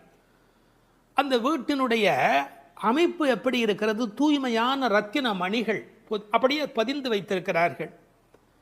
ஒரு குறிப்பு எழுதுகிறார்கள், அரசர்கள் அந்தப்புறத்திற்கு சிறந்த மணியை கொண்டு அற்புதமான கட்டடத்தை அமைப்பார்களாம். அங்கு வேண்டாம் என்று ஒதுக்கப்பட்ட கற்களை கொண்டுதான் அரண்மனையையே கட்டுவார்களாம். இது துவளில் மண்டபம், அது தூமணி மாடம் என்று அதற்கு ஒரு விளக்கம் சொல்கிறார்கள். ஆக இழைத்து இழைத்து தூய்மையான மணியினை கொண்டு வந்து கட்டியிருக்கிறார்கள். அது ரத்தின மணி. இந்த பெண் எழுந்திருந்திருக்க வேண்டும், எழுந்திருக்கவில்லை. ஒரு வித்தியாசம் இருக்கிறது. ஒரு குடும்பம் விழிப்பதற்கு முன்பு விழிக்க வேண்டியவள் அந்த வீட்டில் இருக்கிற பெண். ஏனென்றால் ஆண் எழுந்தால் அவனை மட்டும்தான் சுத்தம் செய்து கொள்கிறான், பெண் எழுந்தால் அந்த வீடே சுத்தமாகிறது என்று ஒரு பொன்மொழி சொல்வார்கள். எனவே ஒரு பெண்ணாகி இருக்கிறவள் இப்படி உறங்கிக் கொண்டிருக்கலாமா? தூமணி மாடத்து சுற்றும் விளக்கெரிய. 4 புறங்களிலும் நல்ல விளக்கு எரிந்து கொண்டிருக்கிறது. அது மட்டுமல்ல, அகில் சந்தனம் போன்ற நறுமண புகை வீசுகிறது. தூபம் கமழ, செல்வச் செழிப்பு. துயிலணை மேல் கண் வளரும். அது தூங்குவதற்காகவே அமைக்கப்பட்டிருக்கிற ஒரு பெரிய மெத்தை. அதாவது அந்த மெத்தையை பார்த்தாலேயே வா வா வா வந்து படு என்று அழைப்பதை போல 5 விதமான சிறப்புகள் அமைந்திருக்கக்கூடிய பஞ்சனை அது. அதில் அழகு இருக்கிறது, மென்மை இருக்கிறது, குளிர்ச்சி இருக்கிறது, சுகம் இருக்கிறது. அப்படிப்பட்ட அருமையான அந்த பஞ்சனையின் மீது அவள் படுத்திருக்கிறாள். தமிழிலே தூங்குகிறார்கள் என்று சொல்ல மாட்டார்கள், கண்வளராய் என்று சொல்வார்கள், மங்களம் கருதி. ஏன்னால் தூங்கிவிட்டார் என்றால் அமங்கலமாகிவிடுமே என்பதற்காக கண்வளராய் என்று சொல்லை பயன்படுத்துவது வழக்கம். சின்ன வயதிலிருந்து குழந்தை கண் வளருது என்று ஒரு வார்த்தை சொல்வார்கள். அதில் ஒரு விஞ்ஞான குறிப்பே இருக்கிறது. உண்மையிலேயே கர்ப்பத்தில் குழந்தை தூங்குவதால் தான் வளருகிறது. அது ஒரு 10 மாத காலம் தாயின் கர்ப்பத்தில் கண் திறக்காது. கண் திறந்து விட்டால் ஊமை, அது விதவிதமான குறைபாடு உடைய ஊனமான குழந்தையா வந்து பிறக்கும் என்று விஞ்ஞான குறிப்பு இருக்கிறது. அந்த குழந்தை கண்களை மூடிக்கொண்டு தூங்கிக் கொண்டே இருக்கும். அதில் என்ன ஆச்சரியம் என்று கேட்டால், அப்போதான் அது வளருகிறது. ஒரு புள்ளியிலிருந்து ஒரு குழந்தையாக முழுமையாக வளருகிறது. அந்த கண் வளருதல் என்பதிலே தூங்கும் போது வளர்ச்சி நிகழ்கிறது என்கின்ற ஒரு குறிப்பு இருக்கிறது. மனிதனுக்கு கூட தூக்கம் அவசியம். ஏன்னா உடம்பில் இருக்கிற செல்கள் தங்களை புதுப்பித்துக் கொள்வதற்கு மனிதன் தூங்க வேண்டி இருக்கிறது. அடுத்து உறவு சொல்லி அழைக்கிறாள். மாமன் மகளே. இவள் அந்தணகுல பெண் என்றாலும் ஆயர் குலமகளாக ஆகும் விருப்பத்தின் காரணமாக ஒரு சம்பந்தத்தை ஏற்படுத்தி கொள்கிறாளாம். இதை உரையாசிரியர்கள் எழுதும்போது ஒரு அழகான வாக்கியமாக குறிப்பிடுகிறார்கள். திருவாய்ப்பாடியிலே ஒரு பிரகிருதி சம்பந்தம் தனக்கு உஜ்ஜீவன ஹேதுவாக ஆண்டாள் ஆசைப்பட்டபடி, அழகிய மணவாள பெருமாள் நாயனாருடைய வியாக்கியானத்திலே திருவாய்ப்பாடியிலே ஒரு பிரகிருதி சம்பந்தம் தனக்கு உஜ்ஜீவன ஹேதுவாக ஆண்டாள் ஆசைப்பட்டபடி மாமன் மகளே என்று உறவு சொல்லி அவள் அழைக்கிறாள். மணிக்கதவம் தாழ்த்திரவாய். அது உள்ளிருப்பது வெளியே தெரியும்படி அமைக்கப்பட்டிருக்கிற ஒரு வீடு. அவள் எப்படி தூங்குகிறாள் என்பது கூட வெளியே தெரிகிறது. அந்த கட்டில், அந்த மெத்தை, அந்த விளக்கு எரிகிறது. இந்த பாடலே மிக ரசமான ஒரு பாடல். திருப்பாவையில் 30 பாட்டு அழகு என்று சொன்னால் இந்த பாட்டுக்கு என்று தனியான ஒரு ரசனை உலகத்தில் தனியான ஒரு கூட்டமே உண்டு. மணிக்கதவம் தாழ்த்திரவாய், நீ வந்து திற. ஏன்னா எழுந்து வந்து திறக்கிற போது நாங்களா திறந்து கொண்டு உள்ள வந்தால் அது மரியாதையாக இருக்காது ஒரு வீட்டுக்குள்ளே. நீ வந்து திற. ஆனால் அவள் அசைவதாக தெரியவில்லை. அவளுடைய அம்மா எழுந்து விட்டாள். அவள் மற்ற வேலைகள் பார்த்து கொண்டிருக்கிறாள். அதனால உறவு சொல்லி அவளை அழைக்கிறார்கள். மாமீர், அவளை எழுப்பீரோ? நீங்கள் அவளை எழுப்பிவிடக்கூடாதா? அப்படி தூங்கி கொண்டிருக்கிறாளே. உன் மகள்தான் தன்னுடைய தோழியினுடைய தாயை பார்த்து சொல்கிறாள், உன் மகள்தான் ஊமையோ அன்றி செவிடோ. என்ன பொருள் தெரியுமா? பேச்சு வராதவர்கள் என்று பொருள் அல்ல. ஊமை என்ற சொல்லுக்கு இறை நாமம் சொல்லாதவர் என்று பொருள் என்று எழுதுகிறார். இறைவனுடைய நாமத்தை சொல்ல வேண்டிய சந்தர்ப்பத்தில் சொல்லவில்லை என்றால் பிறகு நாக்கிருந்து என்ன பையன்? பேசாத நாளெல்லாம் பிறவா நாளே என்பார்கள் அல்லவா? உண்ணா நாள் என்பது இந்த உலகத்தில் சாப்பிடாத நாள் அல்ல, உன்னை வணங்காத நாள் தான் உண்மையிலேயே உண்ணா நாள் என்று குறிப்பிடுவார்கள். ஊமையோ அன்றி செவிடோ. ஏன்னா இறைவன் புகழ் கேளாத செவி என்ன செவியே என்று சிலப்பதிகாரம் பேசும். இந்த பெருமானுடைய புகழை நாங்கள் சொல்லுகிறோம், அவள் காதிருந்தும் கேட்கவில்லையே. நேற்று வரை நன்றாக பேசினாளே, இன்று என்ன ஊமையாகிவிட்டாளா? அழைப்பு அவள் காதில் போய் விழவில்லையா? அல்லது இரண்டுமே அவளுக்கு இணைந்து விட்டதா? சோம்பல் வயப்பட்டாளா? யாரேனும் மந்திரம் மாயம் செய்து விட்டார்களா? என்ன நடந்து விட்டது? ஊமையோ அன்றி செவிடோ. மாமாயன் மாதவன் வைகுந்தன் என்றென்று நாமும் பலவும் நவின்றேலோர் எம்பாவாய். ஏன்னா மந்திர துயில் பட்டாளே. இப்படி அவள் பிடிவாதமான ஒரு தூக்கத்தில் போய் மாட்டிக்கொண்டு இருக்கிறாளே. நாங்கள் அழைக்கிறோம். எதை சொல்லி அழைக்கிறோம்? மாமாயன், மகா மாயையில் வல்லவனாகிய பெருமான். மாதவன் நம்முடைய சாதாரண தவம் அல்ல, எல்லா தவங்களுக்கும் அப்பாற்பட்ட பெரும்பொருள். அந்த தவத்தால் அடைய வேண்டியவன் கருணையினால் தானாகவே நம்மிடத்தில் வருவதால் அவன் மாதவன். வைகுந்தத்தில் இருக்கிறவன் என்றாலும் கருணை காரணமாக ஒவ்வொரு கோயிலிலும் அர்ச்சாவதாரத்தில் எழுந்தருளி இருக்கின்றவன். வைகுண்டபதி என்றாலும் இந்த பூமிக்கு கிடைக்கிறவன். வைகுந்தன் என்றென்று நாமும் பலவும் நவின்று. உண்மையிலேயே திருப்பாவையினுடைய நோக்கமே இறைவனுடைய நாமத்தை பல வகையில் சொல்வது. இறைவனுடைய நாமத்துக்கு மிகுந்த சக்தி அதிகம். கட்டிப்பொன் போலே அவன், பணிப்பொன் போலே திருநாமம் என்று உரை எழுதுவார்கள். அதாவது தங்கத்தில் ஒரு பெரிய கட்டி இருந்தால் கூட அதை வைத்துக்கொண்டு என்ன பண்ணுவது? ஆனால் பணிக்கப்பட்ட பொன், வளைக்கப்பட்ட பொன்னாக இருந்தால் அது பல சமயத்தில் ஆபத்துக்கு உதவும். ஒரு மோதிரமாக இருந்தால் அடகு கடையில் வைத்து கூட ஒரு ஆபத்திலேருந்து வெளியில் வரலாம். இறைவன் வைகுந்தத்திலே இருக்கிறான் என்று சொன்னால் கட்டிப்பொன் போலே, ஆனால் பணிப்பொன் போலே அவனுடைய திருநாமம், நாமம் பலவும். இன்னும் கூட நிறைய விளக்கங்கள் சொல்வார்கள். இறைவனுடைய நாமம் இறைவனை விட செல்வாக்கு உடையது என்று. ஒரு வங்கிக்கு போகிறோம், செக்கில் கையெழுத்து போட்டு கொடுத்தா நம்ம கையெழுத்துக்கு தான் அதிக பலம் இருக்குமே ஒழிய, நாமே போய் நின்று கொண்டு பணம் கொடுன்னு கேட்டால் கூட கொடுக்கறதுக்கு யோசிப்பா. எப்படி கொடுப்பார்கள்? கையெழுத்துக்கு அவ்வளோ பெரிய சக்தி இருக்கிறது. அதுபோல் நாமும் இறைவனை காட்டிலும் வலிமை உடையது என்று ஒரு குறிப்பு சொல்வார்கள். ஒரு சின்ன வரலாறு. காஞ்சி மகா சுவாமிகள் உடல்நலக் குறைவு மாதிரி ஜுரத்தில் இருக்கிறார்கள். மருத்துவர் வர சொன்னார்கள். அவர் உடனே மருந்தெல்லாம் கொடுக்க வேண்டி இருக்குமோ என்ற எண்ணத்தில் அவர் வந்தார். உன்னை யார் இப்படியெல்லாம் வர சொன்னா? நீ உட்கார், நான் இப்போ என்னுடைய டெம்பரேச்சர் எடுத்துக்கோ, விஷ்ணு சஹஸ்ரநாமம் சொல்ல போகிறேன், சொல்லி முடிச்சதுக்கப்புறம் டெம்பரேச்சர் எப்படி இருக்கு பார் அப்படின்னு சொல்லிட்டு விஷ்ணு சஹஸ்ரநாமம் சொல்லுவதற்கு முன்பு ஜுரம் இருந்தது. சொல்லி முடித்த பிறகு ஜுரம் இல்லவே இல்லை. உன்னை எதுக்கு தெரியுமா கூப்பிட்டேன்? மருந்து கொடுத்து தான் இதை காப்பாற்றணுங்கிறது இல்லை, விஷ்ணு சஹஸ்ரநாமம் சொன்னாலேயே ஜுரம் போயிடும்னு தெரியும்.